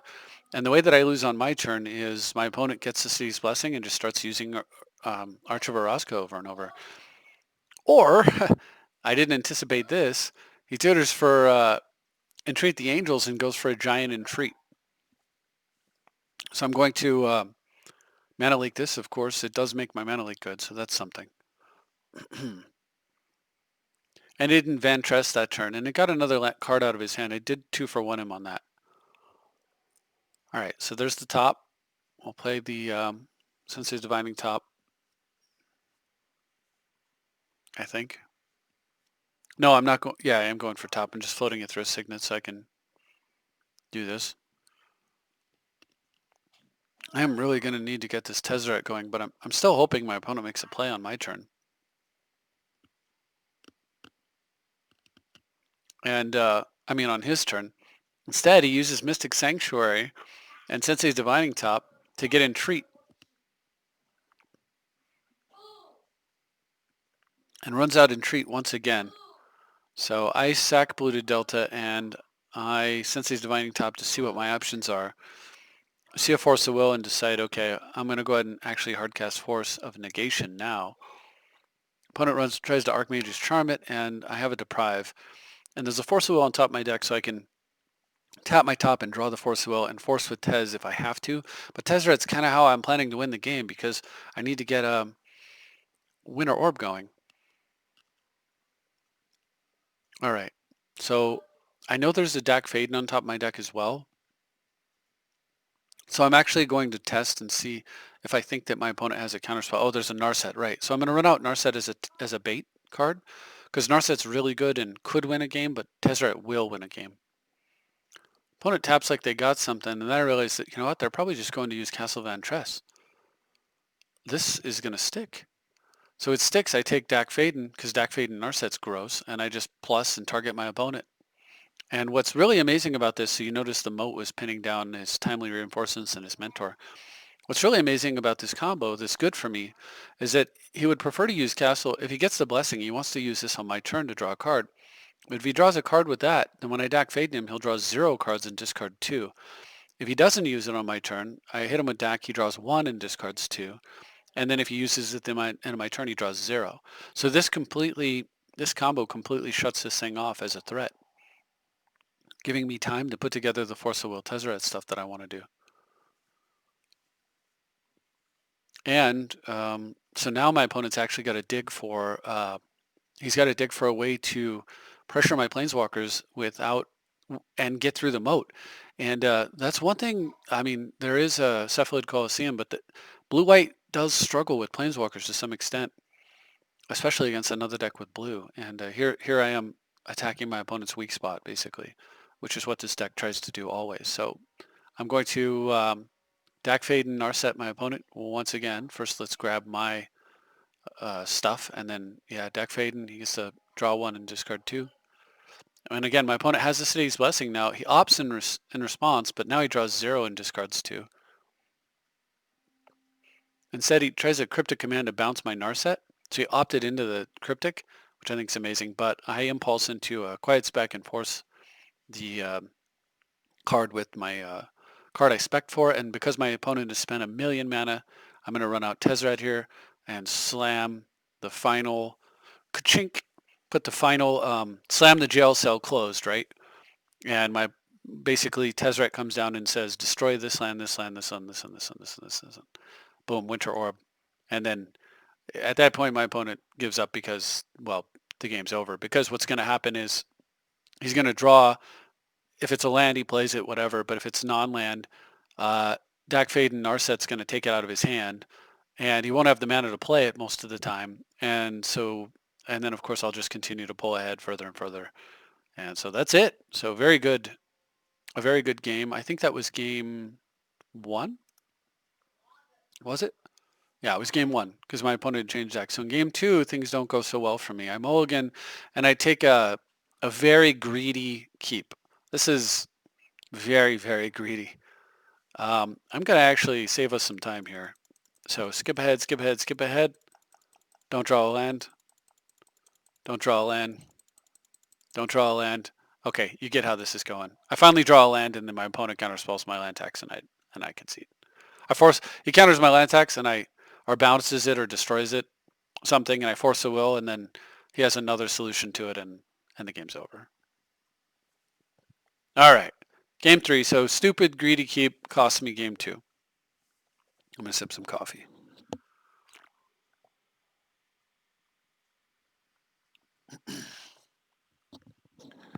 Okay. So here we are in game 3. Opponent leads off with a Portent. I've got Flagstones, which is a nice card to have. Once again, I've got that Flagstones balance thing going as a possible solution, but I also have the Flagstones Wargate thing going, which is really cool too. All right, and I've got Brainstorm Fetch Land. So this is just a really good hand against control. Not as good as it could be, but a very good start. So I'm going to go ahead and Brainstorm. And my opponent has Mental Misstep. Dang it, I was hoping that would resolve. That would have been a big difference. All right, so that changes things a little bit. I have to kind of aggressively push my agenda here because I'm going to pause. I said it's a really good hand against control, but not exactly. A really good hand against control is like fast mana. It got a little bit worse here. So here's the problem. If I run out any of these 3-drops and it's a mana drain, I'm really going to feel the pain from that. But maybe the card that my opponent drains into, I can balance away. So it's worth the risk. But if I do nothing, because I have no more lands in my hand, and my opponent has some lands, he's going to go land, land, land, land. And by the time I make a play, he's just going to trivially counter it and do something else. And I can't have that. I need to play cards where I take a counterspell out of my opponent's hand or they resolve, and I have to keep hitting them with that scenario until something sticks, or until I get enough land that I can make a threat and back it up with a counter. So what I'm going to do is I'm going to run out bait spells. So it's a bait spell because it's good enough that if it resolves, it's going to allow me to play all my cards in the future backed up with counter magic, but not so good that if it doesn't resolve, it's like my number 1 game plan. And clearly my number 1 game plan is right here, Narset, right? Number 2 is balance, which makes Coalition Relic part of that plan. And number 3 is this Wargate, which would allow me to play any of the 3-drops backed up by Mana Leak. And how? Because once again, Wargate with this in play allows me to get Lotus Field. So Lotus Field would sacrifice 2 of these lands, probably these 2. And then flagstones would go and get a replacement land. So the Lotus Field would just kill this land, basically, and produce 3 mana. I'd have 5 on the next turn, and I could play a 3-drop backed by a leak, charge it up, and then really pressure my opponent. Narset, mana leak, balance, right? Win game. So that's the game plan here. I go for this wisely. My opponent counters it. Most people will actually let a 0-drop stick there, but I've played enough Wargate games here. All right, so my opponent does run out a True Name. The misdirection's a huge pull for me because now I can win a counter war and I can 2-for-1 myself on a balance, which is really good. But it did give me a window to get my Coalition Relic down, so I draw a land too, which is real nice. Getting cards out of my hand for balance. I attempt to run out Narset. Narset's addressed, so I'm going to pause here. So the dream scenario is I play this balance, my opponent counters it, I counter back with misdirection, I have no cards in hand, and then I mind twist my opponent for 3 and kill his True Name. We'll see how close we get to that. Opponent has nothing. Just loses 2 cards from hands and kills his thing. Awesome, so I'll just impulse with Narset and call and pass. Impulse into an impulse. My opponent's turn plays a Batterskull. So opponent got his like anti-aggro stuff, his True Name and his Batterskull and whatnot. Not his anti-control stuff, so really good for me. I'm going to go digging, and with enough digging, I find Abrupt Decay and I kill the German pass. All right, and then I find a Teferi, which is just so good against control. But that's what happens when you dig 15 cards over the course of 2 turns. Opponent tries to mana leak it, and I let it happen, and then just regrowth it. Down to 1 card in hand over there. Opponent picks up Batterskull. Using regrowth there was a lot cleaner than using a misdirection or a mana leak, because I want to hold misdirection and mana leak, because one of the ways my opponent could get back in this game is just to rip Ancestral Recall or something to that effect. All right, so opponent plays their Batterskull, but I just go ahead and bounce it, draw a card with Teferi. I should have just bounced the Germ, actually. It would have been even harder for my opponent to, they would have had to use 2 turns, 1 to pick it up, 1 to play it. Would have bought me more time. Anyway, I have Vindicate though, so I really just wanted him to tap out here and replay it and then Vindicate that thing. Ooh, and I drew the Lotus Field. Lovely. So I'm going to go ahead and sack the Mystic Sanctuary because it's in play, and I don't want it in play. I want it in grave because I have 2 ways to recur it from grave, 2 ways to recur it from play. I can daze or deprive it back to my hand, but I can loam or crucible it back from grave, and those are more likely in this deck because loam can be played from the graveyard. So if I draw like Fact or Fiction or something, that's a way I can do it. My opponent runs out Mystic Confluence to draw 3 cards. He forgot about Narset, and I just let it happen, of course. He has to play all his plays on his turn because of Teferi. I got the other Teferi down now, and I'm plussing it up, and I've got Sterling Grove running. Untap a Lotus Field with my Teferi, another sweet little interaction here where Teferi actually produces like 4 mana for free. And at this point, my opponent gives up. He'd run out the Confluence to triple draw. I don't counter it, and yeah, it doesn't work that way when you have a Narset out. So he just gives up. I don't know if it was a shame concede or if it was just an admission of defeat. I think it was more of an admission of defeat because he actually didn't concede on the spot. And I don't think a shame concede is necessary. I think for us, oh crap, I just lost because I made a misplay concession would make sense. But those Planeswalkers are so annoying because they do something, because they're also an enchantment, essentially. I wish they were actually also an enchantment. It'd make them a little bit more fair. I wish they were legendary Planeswalker enchantments, because 1, it would draw attention to the fact that they're always doing something by being in play, and 2, it would allow you to deal with it with disenchants, which would make the card a little bit more fair. But anyway, is this the same game? Was this game 3? I thought that it was games 1 and I guess, yeah. Okay, so that was actually game 3. I apologize. Anyway, I'll stop musing about how I wish things were different and look at this game where I go 1-2 against Jackie. Daddy, it's bad to please this. All right. Well, you go defeat that. Go up. Thank you, son. All right, here we are. Game games 1 and 2 in which I do not win the set. So I'm going to lead off with Mystic Sanctuary here. I don't remember exactly why I don't win, but we'll find out together. All right, so I get a turn 2 Flooded Strand Signet turn, which is really nice. It's setting me up for a Wargate. And my opponent opts. Okay, cool. Not a Force Spike. So, and I've got early Teferi here, which is a huge threat. Only thing I'm missing is mana. Oh, I top deck some land. Very good. So I'm going to play the land actually and hope that my opponent makes a play and leaves up enough counter magic to where I can ice one of the lands down and then just do something with that. It doesn't, but I'm going to ice anyway because it does tap some of his resources and it possibly digs me into counter magic and boom. Dovin's Veto. So now I'm going to go for Teferi. Opponent is using one of his 2 remaining lands to counter the Teferi, and I'm going to Dovin's Veto here. Now this isn't the greatest thing because if he has Force Will, he can just Force Will the Teferi and let his counter be countered, but in this case, it did exactly what I needed. I plus up Teferi. Opponent V-clicks me, turns a Wargate into a Lotus Field, like a card I might have actually Wargated for, and finds me a Teferi. So I tuck the click. I'm just going to play this, again, sacking the Mystic Sanctuary, reasons discussed earlier. And opponent has a Cephalid Colosseum, not quite enough mana yet, but he draws 2 cards off Archmage's Charm on his turn, of course. And now I'm plussing up Teferi, and look at that, I find a Muddle. So I transmute Muddle, Slam Winter Orb, Cephalid Colosseum no longer a threat, plus up Teferi once again. This Teferi will untap a Lotus Field and a Scrubland, so I'll have 5 mana untapped under Winter Orb over and over. Yeah, this game's over. Once again, so my opponent actually will draw their V-click here. He actually could have thrown out the click and tried to do something here. I actually think this concession was just a little early. And if this had been lightning bolt like it's supposed to be, I could have just bolted it. But it's not. So actually that was a way into the game.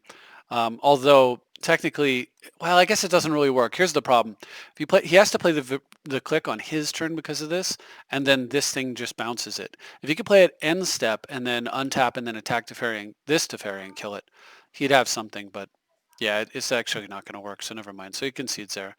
Let me move on to game 2. Teferi. All right, and now I don't know why I kept this. This is not a good hand against control. This is absolutely bunk. I'm an Imperial Seal.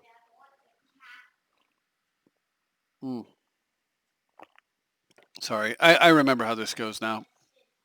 Opponent gets a Wayfarer. I tutored for a workshop here. Could have been Soul Ring, but you know I figured it could have been Soul Ring and it should have been Soul Ring because I'm actually now 2 mana short um, from trying to play Teferi.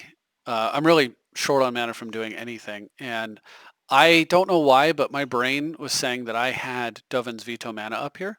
So for some reason, I thought that this workshop play was going to make sense. It really didn't. It made no sense at all.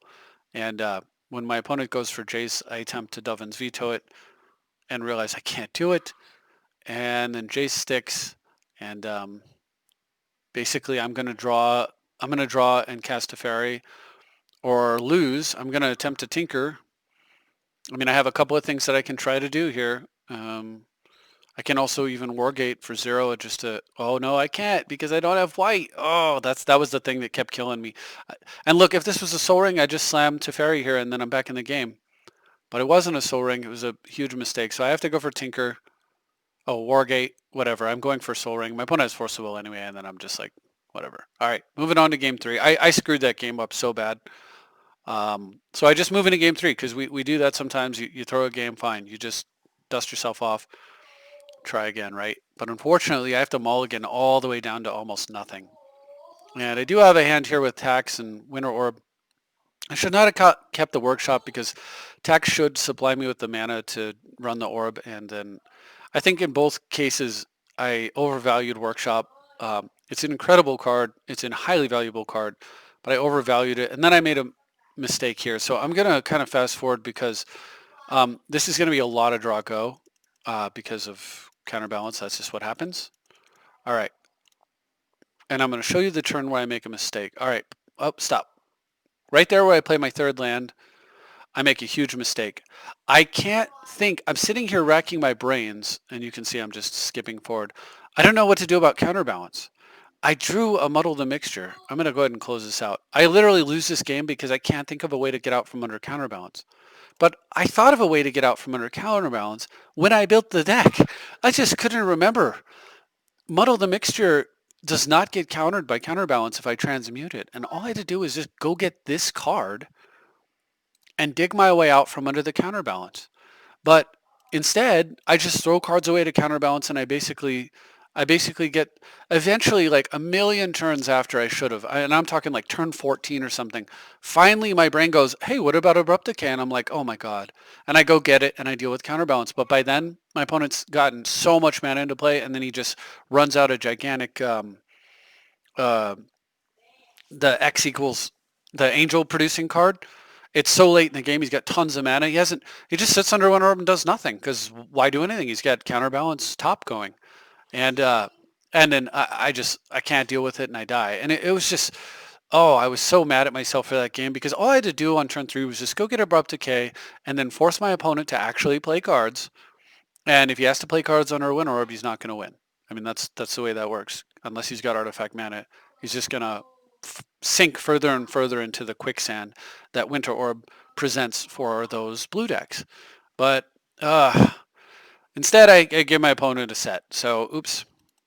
Let me move on to final set against Jackie the Puppet. I think he changed decks here again. I can't remember. I've got a really nice opening hand here.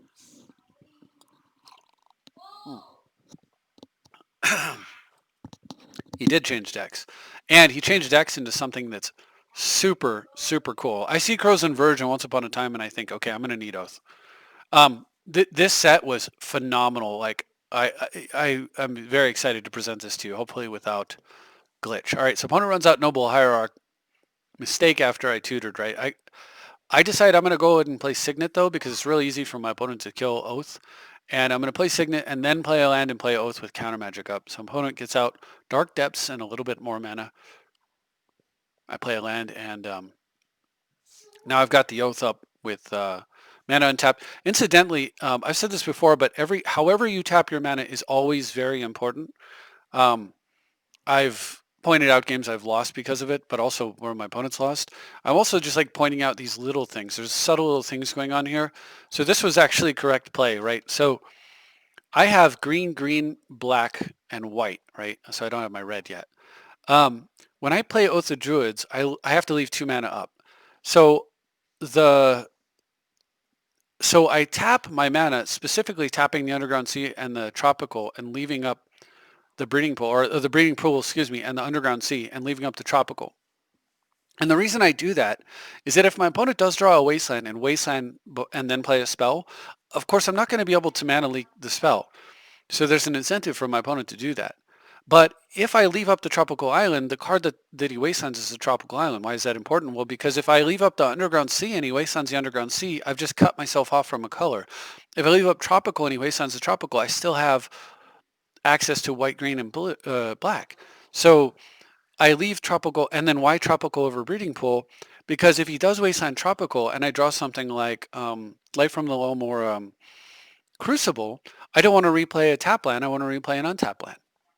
So every so there are 3 lands here, and there are 2 lands, and you have to leave one of them untapped. Only one of them is actually the correct choice.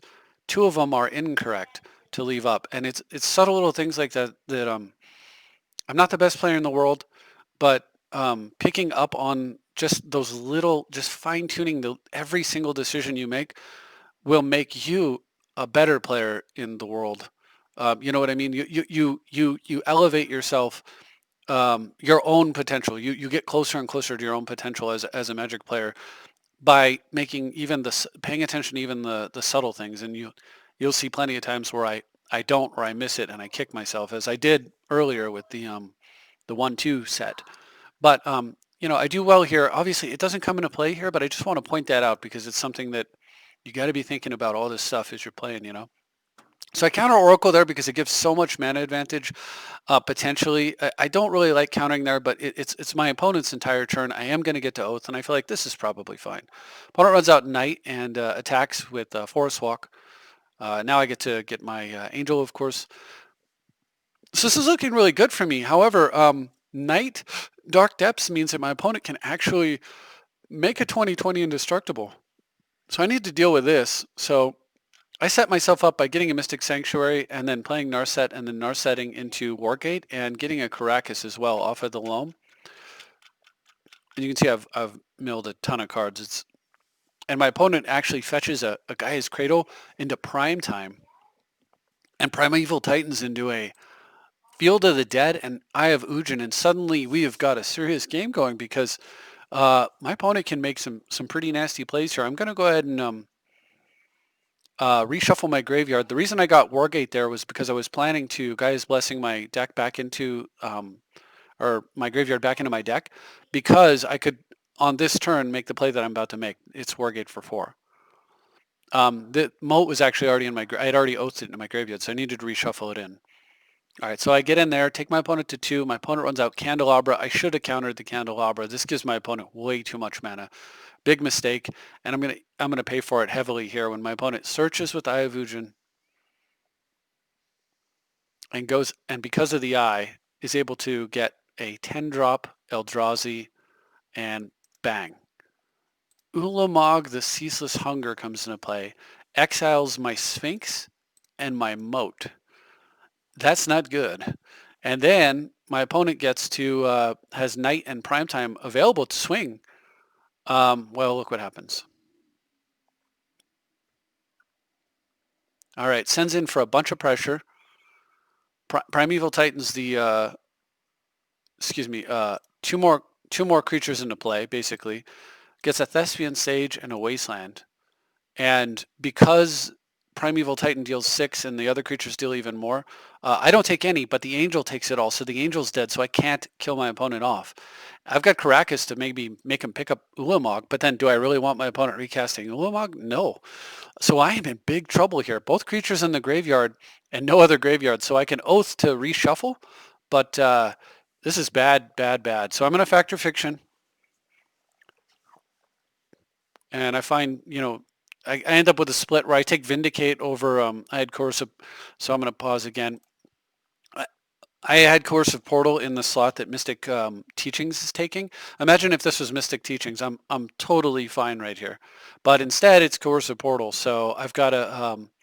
so anyway, I have to let it go because there's no time for a portal, and I take Vindicate because Vindicate's one of the ways I can get out of this sort of, like, I can bounce Ulamog if I have to and then kill the Primeval Titan or something. Like, it's brutal, but I do oath my entire deck, so I can at least destroy the Candelabra of Tawnos here. So I'm going to take that out. This is too much freaking mana over there.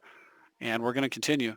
I draw Tezzeret, so Desperation Tezzeret. So I play Tezzeret, and X is 2, and then I go and get Scroll Rack, and I decide there's no real plan here. My opponent's at 2, and at this time I still didn't have Lightning Bolt. I still didn't have Lightning Helix. I did have Fire Ice, though. And my opponent's at 2, so I'm going to go for it, and I'm going to advance nice and slow here. We're going to, boom. I hit crap. I just all garbage. So I play, oh, how did that, anyway, but garbage plus a balance. So I end up playing Volcanic Island. I have a Lotus and Caracas untapped. I tap the Lotus and I transmute Muddle the Mixture. Remember, I have 2 lands and a Force of Will and Muddle. Transmute Muddle the Mixture and I go get Balance and I cast Balance and we end up with this board state. Boom, boom, boom, boom, boom, dead. My opponent even has to sacrifice Eye of Ujin because he actually had put so many lands into play that he had more lands than he needs.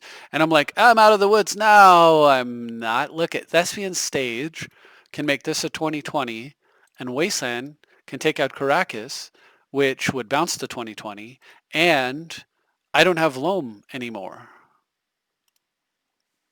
Yuck. Scary stuff. All right. So my opponent goes for Wild Growth, and oh, this is the single advance. I guess I was just hitting the wrong button. And passes for the turn.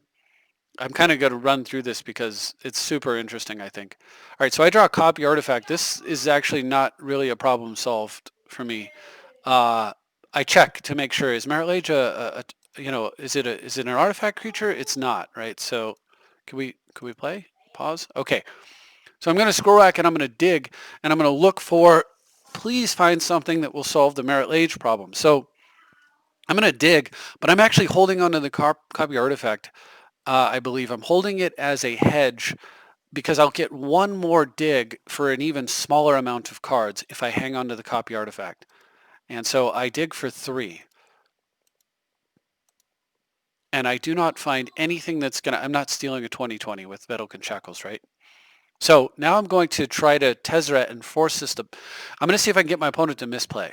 So I'm going to Tezzeret for 1. And I go ahead and do that. And I go get Expedition Map. So I'm going to sacrifice Expedition Map. And my opponent knows what's coming and he wastelands me in response. So if he didn't do that, I would go get Wasteland and then I'd play Wasteland, and you cannot respond to me playing a land because it doesn't use the stack. Playing land doesn't use the stack. So if he let this resolve and clear the stack out, a Wasteland pops into my hand and pops into play. Then I use the Wasteland and I target, I would target Dark Depths. And then my opponent, he could Wasteland, well, no, I play the Wasteland and I don't target anything at all. I just sit the Wasteland and play. And what happens is if my opponent Wastelands Caracas in response, I can Wasteland, I don't care because I can wait till he tries to Thespian stage the Dark Depths and I can respond by Wastelanding the Dark Depths. So a Wasteland in play like prevents that from happening. If my opponent Wastelands the Wasteland, then that's fine. He can make the 2020, but I can bounce it. So opponent, knowing this, wisely kills the Caracas now, and then I can go get Wasteland and target this thing or whatever. I can go get Wasteland, but if he responds to the map, so by killing Caracas and making the 2020, then this Wasteland fetch isn't going to do anything. And that's exactly what my opponent does. So I'm going for Wasteland. I'm going to stop myself from losing, but he's going to respond by making a 2020. And remember, I was at 21, but I used a fetch, so I'm at 20. Ugh. All right, I might have had an extra turn there. All right, so what do I get here? So I can still get Wasteland, but it's semi-pointless. I mean, I can aggressively kill my opponent's mana, but that's actually not going to really do anything for me here. So I do get the Wasteland, but I don't play it because I really, really need to find a solution to that 2020, and Wasteland is not the solution. So last ditch effort, I shuffled, so the cards that I put on top with Scroll Rack are gone. So I'm going to make another Scroll Rack and try again. In these top 4 cards, can I find a solution to a 2020 indestructible creature? And balance is already gone.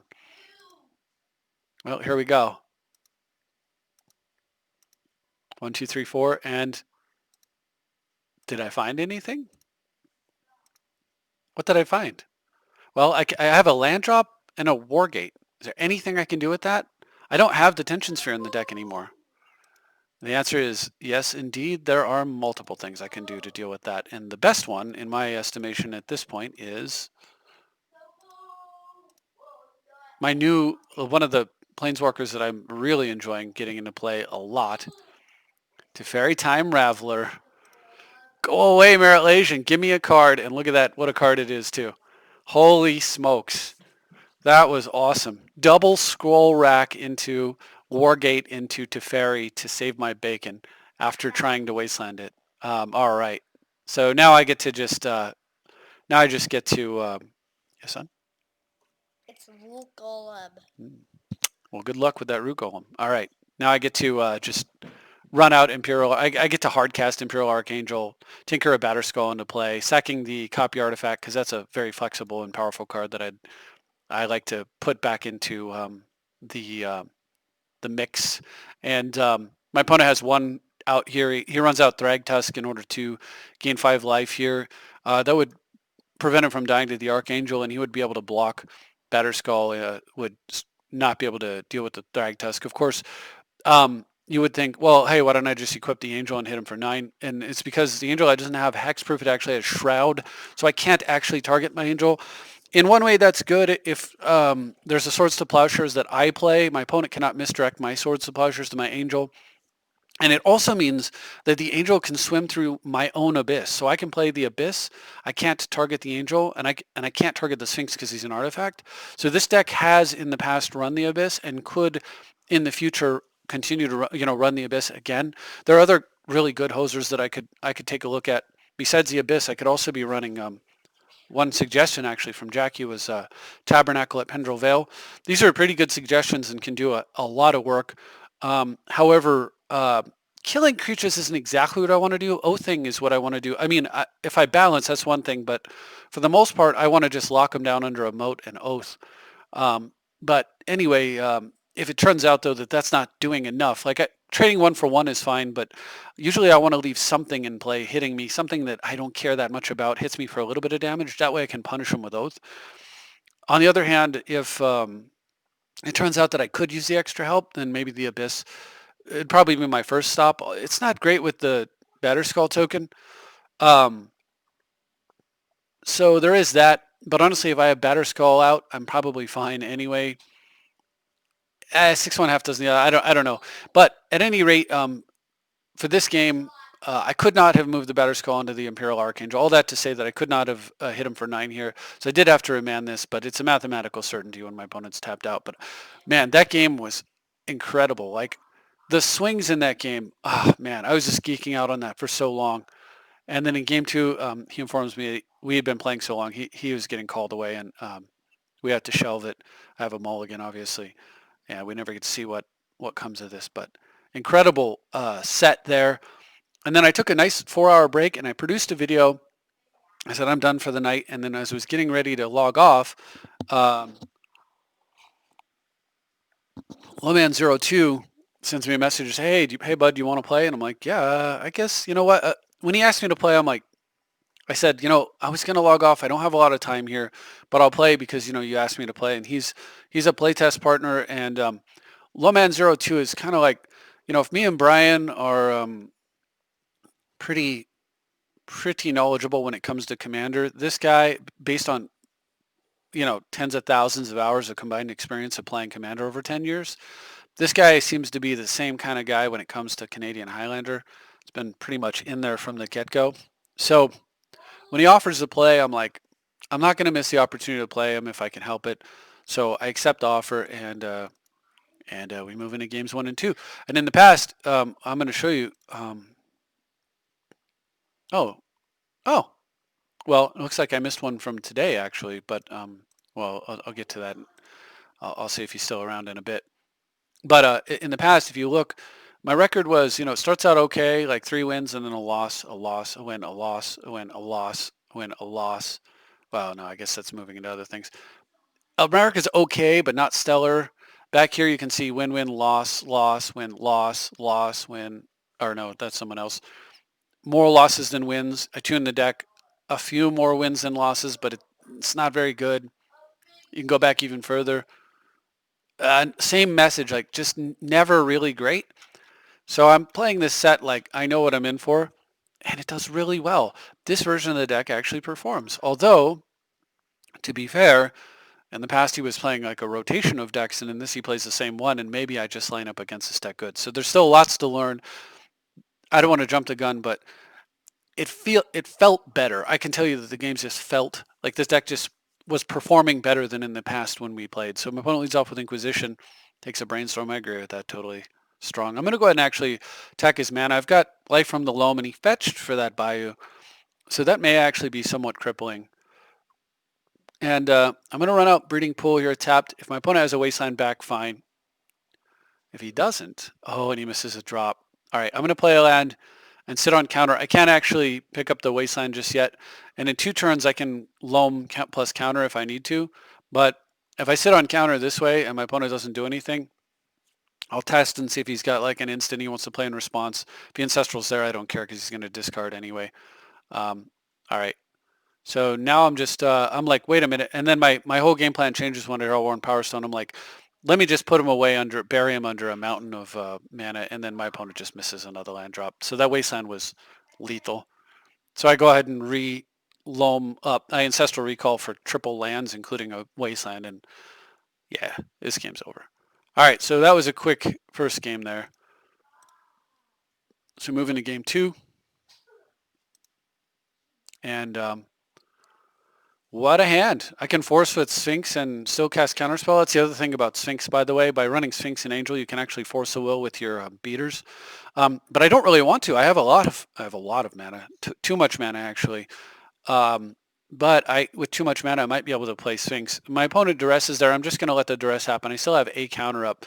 But because the secret is out, I'm going to go ahead and develop instead of sitting on that Force of Negation. Hopefully not getting punished too hard for this. Opponent plays a Lotus Cobra and has a fetch, so it is a Lotus Cobra. Truly gets a Black Lotus's worth of mana right here and pulses away my Soul Ring. Ouch, I wish I had set on that Force. Well, I do draw a copy artifact though, so right back in the game. So I've got 6 mana total and plays an Elvish Reclaimer. This is one of the most, I cannot wrap my head around why in the F they printed this card. This is stupidly powerful. I mean, look at this and compare it to Curd Ape. My goodness. And first of all, it's an elf, which is huge. Secondly, it gets +2/+2 as long as there are 3 more lands in your graveyard. So this is a 3/4 for 1 green? This is madness. What are they doing with the power level of creatures? Oh, and then on top of all that, it fetches lands. So it puts lands in the graveyard and Demonic Tutors for lands. It goes and gets Wasteland, Strip Mine, Library, whatever you want. Or it just fetches, sack a land, go get a fetch land, sack the fetch land, go get another land. Oh, look, he's big. This card is insane. And I wasn't even using it in my uh, uh, 5-color aggro version of this deck without Oath. Because I didn't even know it existed, because why would a card like this exist? Oh man, I'm so upset at what the direction they're going by. They've made creatures stupid powerful. Look how hard it is to try to play control in the face of creatures, like in the face of just getting your head smashed in by 1 mana 3/4s. What in the good? Anyway, well, there's a 3/4, and it goes and gets. Of course, opponent plays a Strip Mine, runs out Liliana the Last Hope, and I do get to Force a Negation it. I can't believe it's not like Liliana of the Last Hope or Your Last Hope or something. Anyway, I'm going to go ahead and Jace. I know Jace is dead, but I'm going to go ahead and try to get better cards. My opponent does Strip Mine me, starts recurring Strip Mine with Life of the Loam, Lotus Cobra, while beating down with an Elvish Reclaimer. However, the Reclaimer shrinks because he's picking up lands with Loam, but shrinks enough that he can still attack and kill Jace, which is all that really matters in that situation for him. All right, so I draw a mana drain. This is not good, right? All right, Lotus Cobras doesn't go for Loam here, which was interesting. Not yet. Goes for Oko instead. I can understand why he skipped the Loam, I guess. I'm going to mana drain that, and it does land, so now I take 5 points of beatdown. All right, so my turn. I'm going to bounce the Reclaimer and find a card, kill the other thing, protect my Teferi for a little bit. Opponent then Loams, Strip Mines me, and does exactly what I want, which is Loam, Strip Mine, Cobra. Thank goodness. So I get to Daze, and I get a land down. I plus up Teferi. I've got 2 fetches in play that I can tap for mana and have been, but that also I can hide from Wasteland. And then my opponent collected Brutalities and throws away a land, obviously, because he's got Loam, and sees nothing. I think actually Collective Brutality needs to be in my deck. That is an easily splashable, amazing removal card that also gains life and kills creatures. And I'm running Loam and a bunch of stuff like that too. Now that I see this card in action, I agree with this in his deck. Not only do I agree with this, but I think this card absolutely needs to be in my deck as well. So I'm going to actually make that adjustment. I'm going to figure out how to make that adjustment. But anyway, I plus up to Fairy, and I'm just going to Windmill Slam this here Batterskull. And pass. Feeling pretty good now. Opponent has to deal with that. He gets it to Fairy and bounces the Batterskull, but watch this. This is great. I plus up to Fairy, and so I'm going to fetch Mystic Sanctuary, and Mystic Sanctuary puts Vindicate on top of my deck. So what does that tell my opponent, who has a Jace going, right? Pause, please. Why is it not? Well, it tells my opponent that he needs to plus Jace and take the Vindicate that's on top of my deck and make it go away. Otherwise, his Jace is dead. And so anyway, my opponent Loams on his turn. And all right, so we'll advance it. And then plus his Jace, tucks a Vindicate, exactly what I want. Plays a Strip Mine. Strip Mine's my land. And in response, I pick up Batterskull because I might as well. It's sitting there doing nothing, and I've got 6 mana out, and I need to use 3 of it, so I'll use it now.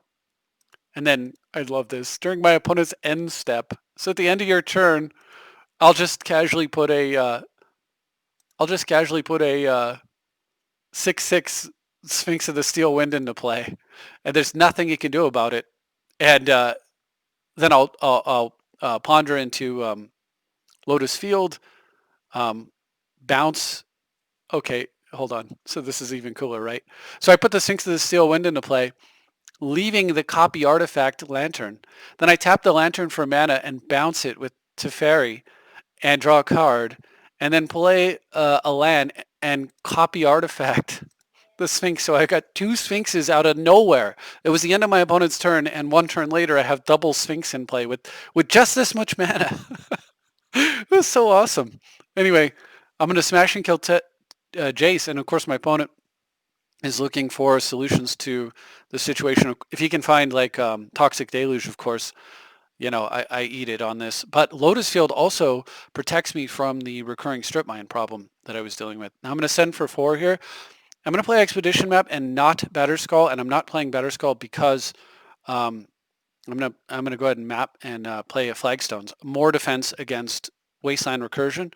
And I'm not playing Batterskull because it's sort of a backup plan. If my opponent clears the board with like a Damnation here, I need to have something. But nope, tack, dead. And my opponent says, something about, yeah, Raw Dog's a tinker. And I said, yeah, sometimes lucky, sometimes good, right? But that's the thing. This is what I was talking about in the very beginning, that you want maximum power in your deck, right? No, that's not right. You want consistency and you want power with the ability to occasionally do stupid things. You want to occasionally do broken things. All right, so we move into game 2. That was such a fun game. Was that this? I think that was this Tinker game, yeah. Or my opponent's pressuring me. Okay, so we move into the next set. And in the next set, I do lose one. I don't remember what happened here. I remember these were a lot of fun. All right, so that's a risky keep, but it's got a preordain. I'm going to tuck and find a Winter Orb, and I've got Force and Land Tax, and could work. I get strip mined, but that actually doesn't hurt me at all if I draw a land. But I draw a Zern Orb, and here once again, I believe a risky keep turns into a game loss. It's called a risky keep for a reason, right? So I've got Winter Orb, and I can win. And I'm thinking, I can still win because I've got Winter Orb, I've got Zern Orb for time. If I've got Land Tax, if I can get a Land Tax down, I can get Signet down, I can Winter Orb. My opponent will not, like I can turn my opponent's massive land advantage into a parity with the Winter Orb. However, when my opponent plays Collector Oof, I'm just like, okay, I'm dead. I mean that there's nothing. And as it turns out, I draw no lands ever anyway, and all right, so I throw game 1. I need to make me something. All right, son. I'll make me some. So we move into game 2. I'm going to actually wrap this up and make some food for my boy if he doesn't. We'll see if he's going to make it. But yeah, so game 2, I've got a killer hand. So first turn personal tutors. So what do you get? Well, playing to win, right? In this case, instead of getting Wargate, I get Regrowth. And I get Regrowth because I don't know if this is going to land or not, but I am going to try to slam it. And if it gets countered or dealt with, then kind of this whole hand's game plan is based around getting that oath into place. So I just will. I wanted a Regrowth to back up the oath, especially against green, black, blue, where my opponent might have abrupt decay, right? Excuse me. Instead, I get him. I lose my Regrowth and my Vindicate. Shame, because I could have gone for Wargate. Oh, wait. Top decking. Wargate for 0.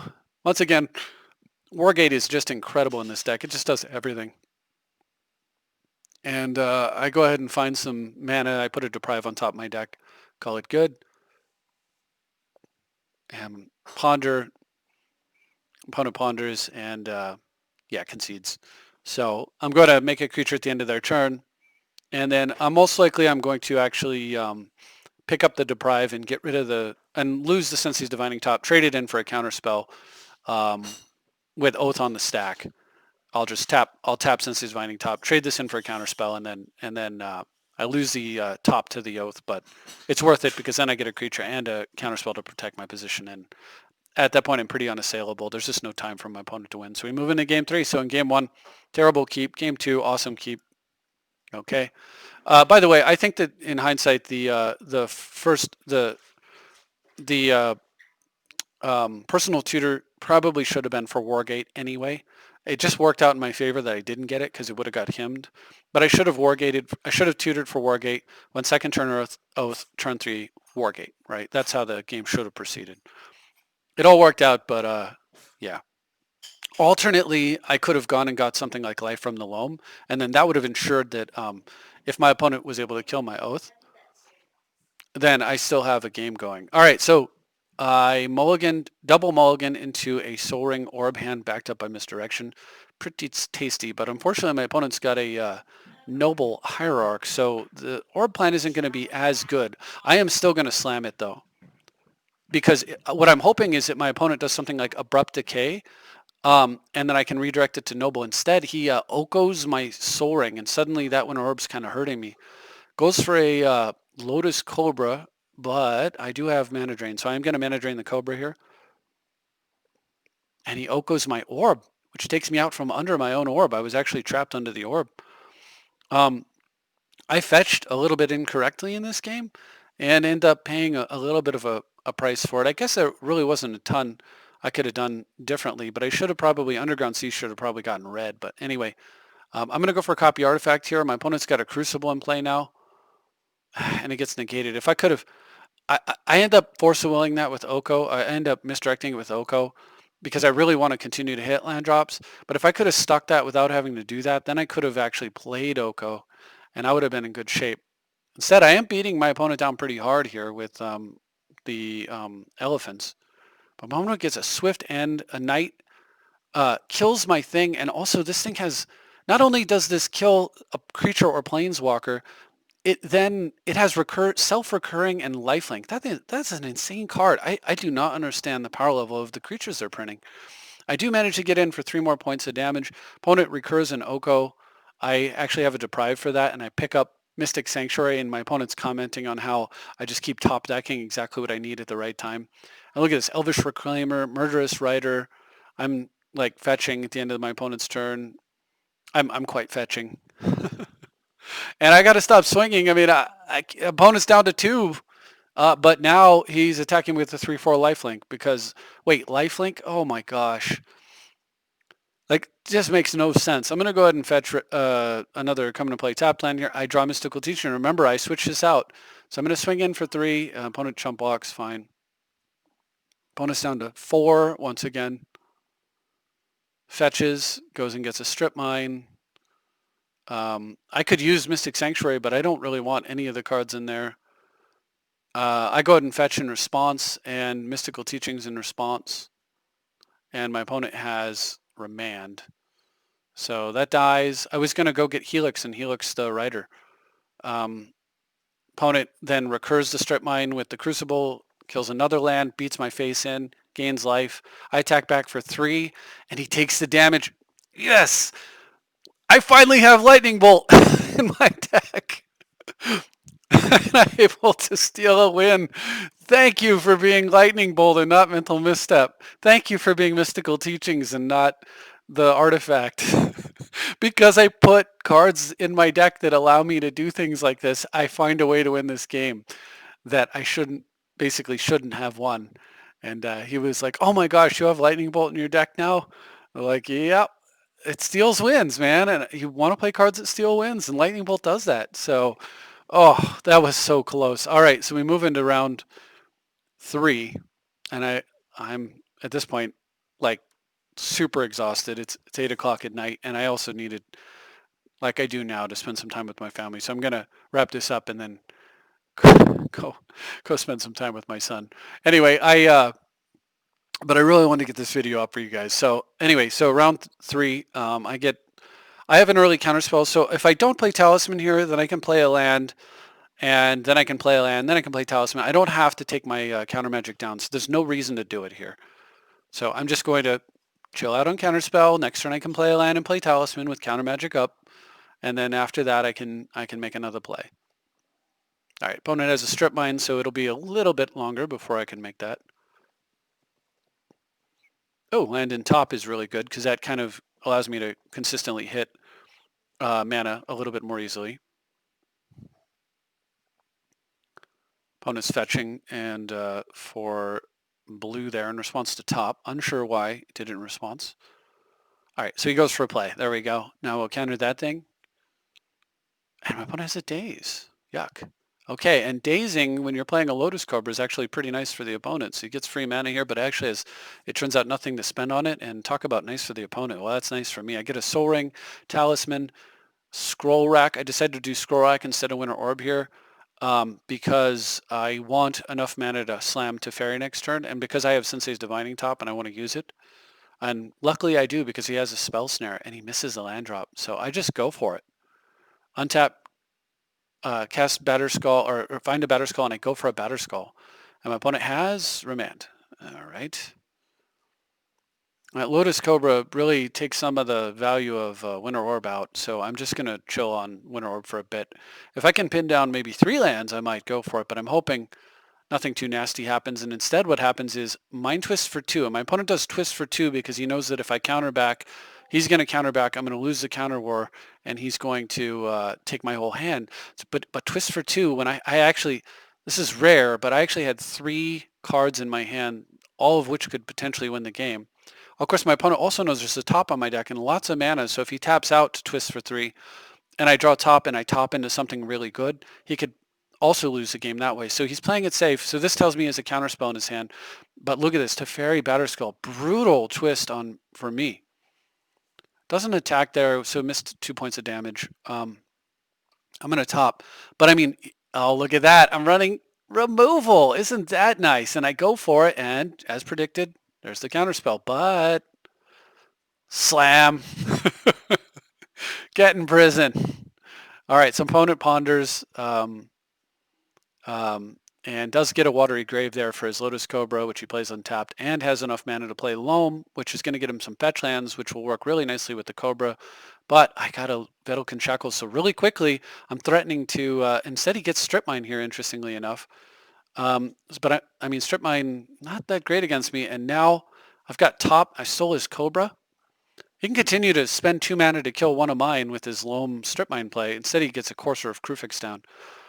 And I'm not going to give him his Cobra back, even though I like Courser quite a bit. And I find myself a Crucible Worlds. Lovely. So now I've got Lotus Cobra of my own running, doing some work. And I just use it to get a Signet in a play. And opponent attacks. I'm like, heck yeah. So I can trade off the Lotus Cobra and steal the Courser. And I put a land on top. All right. I've got deck control now. I've got Courser fetch land. Opponent's got a Spellseeker, so he Spellseekers into a Abrupt Decay, which is going to get him out from under the Winter Orb trap, or should. All right, so I draw the Lantern, and I draw it because I knew there was an Imperial Archangel on top, and so I actually top into the Archangel, and then just smash in, and I replay a land from the graveyard, and then I've got a land on top of my deck. Opponent does get the Abrupt Decay, doesn't use it yet, obviously, not. And I go ahead and upkeep. I use Mystic Sanctuary, and I put Counterspell on top of my deck. So my opponent actually has to Abrupt Decay right. Well, no, he doesn't have to Abrupt Decay right now, but it chooses to do it with the Counterspell on top of my deck rather than in my hand, which I mean is perfectly reasonable. And I'm going to smash in for 7 and pass with thank you Mystic Sanctuary for allowing me to recur that Counterspell. Opponent then gets a Tireless Tracker, starts making a clue. Gets a tracker and a clue, right? And I just leave it there. He runs out of Jace. He runs out a Scavenging Ooze. I let him have all that stuff. Counterspell, too valuable. None of those stop the Angel. I shuffle away a card I don't want to draw and find a card I don't want to draw. Untap Vedalken Shackles, seeing the top of my opponent's library, and I Shackles stealing Scavenging Ooze. So now I can actually use the skews to stop Strip Mine life from the Loam Recursion. I can hit my opponent for 5, and I can gain life, and I have a giant blocker if I need it. Opponent uses Jace and finds Demonic Tutor. Um, I scavenge and use the card that he attempts to jace back. Sacks clue to get demonic tutor off the top of his library into his hand. Plays a free land, gaining life with the courser, so it doesn't hurt him. DTs. This is bad. Hymns me, so of course I've got to counterspell that. Assume that's what he tutored for. So now he gets to run out whatever it was that he was actually trying. Look at that, a Rec Sage on top. He can actually put the Reclamation Sage in his hand with the clue. He's exactly 1 mana short because all that strip mining he did earlier. He's 1 mana short. And play bog thrash. Yeah.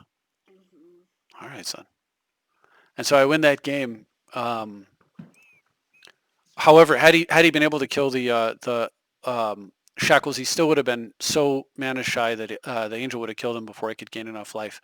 And in game 2, I have to mulligan, and this will be me wrapping it up. And I've got a really nice start. Opponent's got a Noble Hierarch, but I've got Veto, Moat, Jace, very good combo of stuff against an aggressive deck. He does get an Expedition map here, so that tells me that Strip Mine's going to get started. I do pick up a couple lands, make a play here. I'm going to set up on Dovin's Veto. Opponent's going to fetch, and here goes the Strip Beats. If I can just get one more turn of having 2 lands in play, I can get that Lotus Field into play. Okay, so I float some mana. Opponent's going to declare his attack step, and then, yeah, attack me for 1. Luckily not applying additional pressure, which might be lethal here. I'm going to play an untapped Hallowed Fountain, take more damage. Opponent then runs out a Loam, and I let it hit because he played a land. So if my opponent was just casting Loam, I would have countered it with Veto, but instead he plays the land first and then plays Loam. I don't fully understand it, so I actually get to, I guess maybe he wanted to counterspell to make sure that the Loam hit, but that means he doesn't strip me right there. And so I don't have to waste a counter on it, and because now I can just play Lotus Field. I'm sure he's not expecting, I mean, who the hell is expecting Lotus Field, right? But all of a sudden the strip mine plan is and he had a Crucible too, is turned off, and for a little while at least. So I've got Windswept Heath. So my opponent wants to strip mine here. He has to strip, and he decides that that's worth it. And when you have a Crucible, it kind of is. So he strip mines me, and I know he's going to strip again. So I just go get a land that the least important land that I can fetch. So he strip mines me. I put another land out, and I really should have just ran out like something here, probably, but you know, I keep hoping. I drew a mana drain, so I'm like, well, just play a freaking card so I can mana drain it, you know? But he's not that foolish. So I ran out of land. I draw Mystical Teachings. Thank goodness it's Teachings, because I can play it on my opponent's turn. Once more, strip mine away, so I cast Teachings. We'll see if this resolves. And it does not. Spell Pierce. So now he's got a Spirit he can start hitting me with for 2, actually, because of the Noble Hierarch. So I regrow a fetch land, attempt to regrow a fetch land, and my opponent counters that as well. So, you know, fetch land slows him way down on the strip mine plan and would give me enough mana to get something done, and I'm out of gas. And my opponent preordains here, doesn't find anything significant. He's just on a suppression plan and a defense plan, doesn't have any offense, so play Misty Forest and pass. And then for some reason he chooses not to. He gets off the strip mine plan and starts developing, maybe to increase the pressure. But that means that I get to have my Misty Rainforest sit there for a bit, which is really good because I have double counter, and one of them is mana drain. And if I can mana drain something, then and I get a wasteland. So if my opponent plays a strip mine and tries to strip my waste, then I get to waste one of his lands, and it kind of like slows his development down. So he goes for him. He finally has to play. So I'm going to mana drain that, and it lands. Interesting. I have mana floating. I could have countered back if he had a counter, but so now I've got a mana leak up. I've got mana drain mana. I draw another land. Thank goodness, and I'm able to run out Gilded Lotus, and it sticks too. So I'm thinking he kind of blew his wad with the early counter magic there. So I don't know what's going on over there, but I like it. I'm going to take some more damage. And you know what? He plays a Tarmogoyf. Heck with it. I'm going to flash back that Teachings. Thank goodness it's Teachings. Let's see if we can get some traction here. And it does. This is really a big test to see if he has like enough counters to do anything. He either has 1 or 0 at this point. So I just throw out a moat to find out which one it is. So probably just 1. So I'm going to veto that. And exactly right. Slam. And now he could start recurring that strip mine all he wants. He entombs instead and goes and gets a Volras stronghold. I'm not quite sure why. But yeah, starts strip mining again, but and then runs out Sylvan Library. I can't afford to. I thought about force of willing it, but it's just moat is the only thing keeping me in this game, and if that's a bait spell, it's just not worth it. So instead, I've got because I have a game plan here. So I actually run out with that Dak Faden draw. I'm able to play Lantern Dak Faden, and my opponent kind of desperation, tainted packs in response, I think. He really does not want me stealing his Crucible. Then I'm going to rebuild my mana while being able to attack his, because remember, there's a Wasteland over here. So he packs in response. You can actually see a lot of his deck here. All the good stuff you'd expect. And goes and gets, hard to tell, looks like, petty theft. But it taps just enough of his mana. He's exactly 2 left. Because again, all the strip mining he did earlier, and I'm able to mana leak that. All right, I don't want to force a will with Jace, but if I have to, I will. I force of will because the life loss, if I don't protect mode, is too much. Instead, he floats an Ancestral Vision. He paid some life, floats an Ancestral Vision, plays a Sylvan Caryatid, and passes. So, okay. I start recurring Strip Mine. I use Dak Faden. I get rid of some stuff. Dak Faden finds, I get a Jace the Mind Sculptor down. I Jace, and I find myself a land tax, which allows me to, now I'm going to draw extra lands, shuffle them back into my deck, or DAC them off. And DAC them off, I said. Don't mishear me. And so that's going to allow me to generate significant card advantage very quickly. Opponent looks with his Sylvan, still has nothing, so he's got an Ancestral Vision that's a million turns away from doing anything. And of course, the land tax, significantly more powerful. Once again, Lotus Field doing exactly like it was critical in this game, right? So let's put those lands away. We can land tax those later. Recur a Wasteland. I'm gonna use Tezzeret to shuffle, and then I can Dak Faden afterwards. I'm trying to figure out how to do it and decide this is the way I want to do it. So Tezzeret, shuffle, orb, baby, get in the orb. Your mana screw, not as good as my mana screw. And then Coalition Relic. And while we're at it, let's balance. And so if you look at the balance, it is super unbalanced. So my opponent does have only 1 card in hand, but he had activated his Lumbering Falls, and I'm trying to remember why he did it. Why did I get him to activate? Oh, right, because so I wastelanded my opponent's Lumbering Falls, making it so he activated to make it a hexproof creature, which made it a creature for balance. And so now I'm down to only 3 lands. Once again, Lotus Field doing its thing. So I'm running out this balance. I could have waited and got a Zern Orb and did it, but this is fine. My opponent has 1 card in hand. I'm going to lose some cards in hand, but one of them is Sphinx. But I've got this, this, and this. Losing cards in hand and land tax, not an issue for me. But clearing these out, meaning that if he finds a way to clear out the moat, like a Crows and Grip or something that I can't counter, he's not going to win the game, right? And so my opponent burns his last card, which is Memory Lapse. I'm going to force, and boom. So I only lost, actually forcing the Memory Lapse means I only lost 1 card. Now he does have an Ancestral Vision that'll resolve in a million turns, right? It's going to resolve, when I say a million turns, what I'm saying is before it will not resolve before the game is lost. That's what I'm trying to say. In 2 turns, I'm going to have a way to solve it with this kind of stuff going on. Opponent pays life and drops down to 2. And I don't know, just realizes that the game's over. I'm going to land tax here. I've got Sphinx. So Sphinx can go get, at this point, really all I have is I can get Wasteland. So what I can do is I can replay a Wasteland, right? And Wasteland one of his lands, and then flashback Sphinx and get Wasteland a second time along with some extra mana like Talisman. And then Wasteland another land. So I'm just going to go kill your land immediately. And then in the meantime, that's assuming I don't just draw burn and burn my opponent out. So he just scoops it up. And I think that was game 2. Super awesome game where I'm loam locked, right? Yeah, that was game 2. So I'm loam locked, strip mine loam locked, Crucible, Recursion, and win because I padded the deck with solutions for that in the form of flagstones and Lotus Field. And I hope I do kind of hope that they print more solutions for that, because as much as I love doing it to my opponent, and I do, I also want to have the game should be a balance between things you can do and things you can respond with. It shouldn't just be things you can do and things that they can't respond with. So between the fetches and then those, you have a lot of good answers for that. But they definitely helped. And I think the outstanding card in that game was Lotus Field, the card that made that work. But also, if you noticed earlier, Lotus Field was an outstanding bomb because I happened to draw it with flagstones, and it ramped me up to 7 on that turn from many games earlier where I was able to play uh, what was it? 7 mana. Wargate for 3 to go get Zernorb, Regrowth on my balance, and then cast Balance. And that game, Lotus Field was outstanding as well. So the card, I think, actually belongs in this deck. Weird as that card is, it's quite good.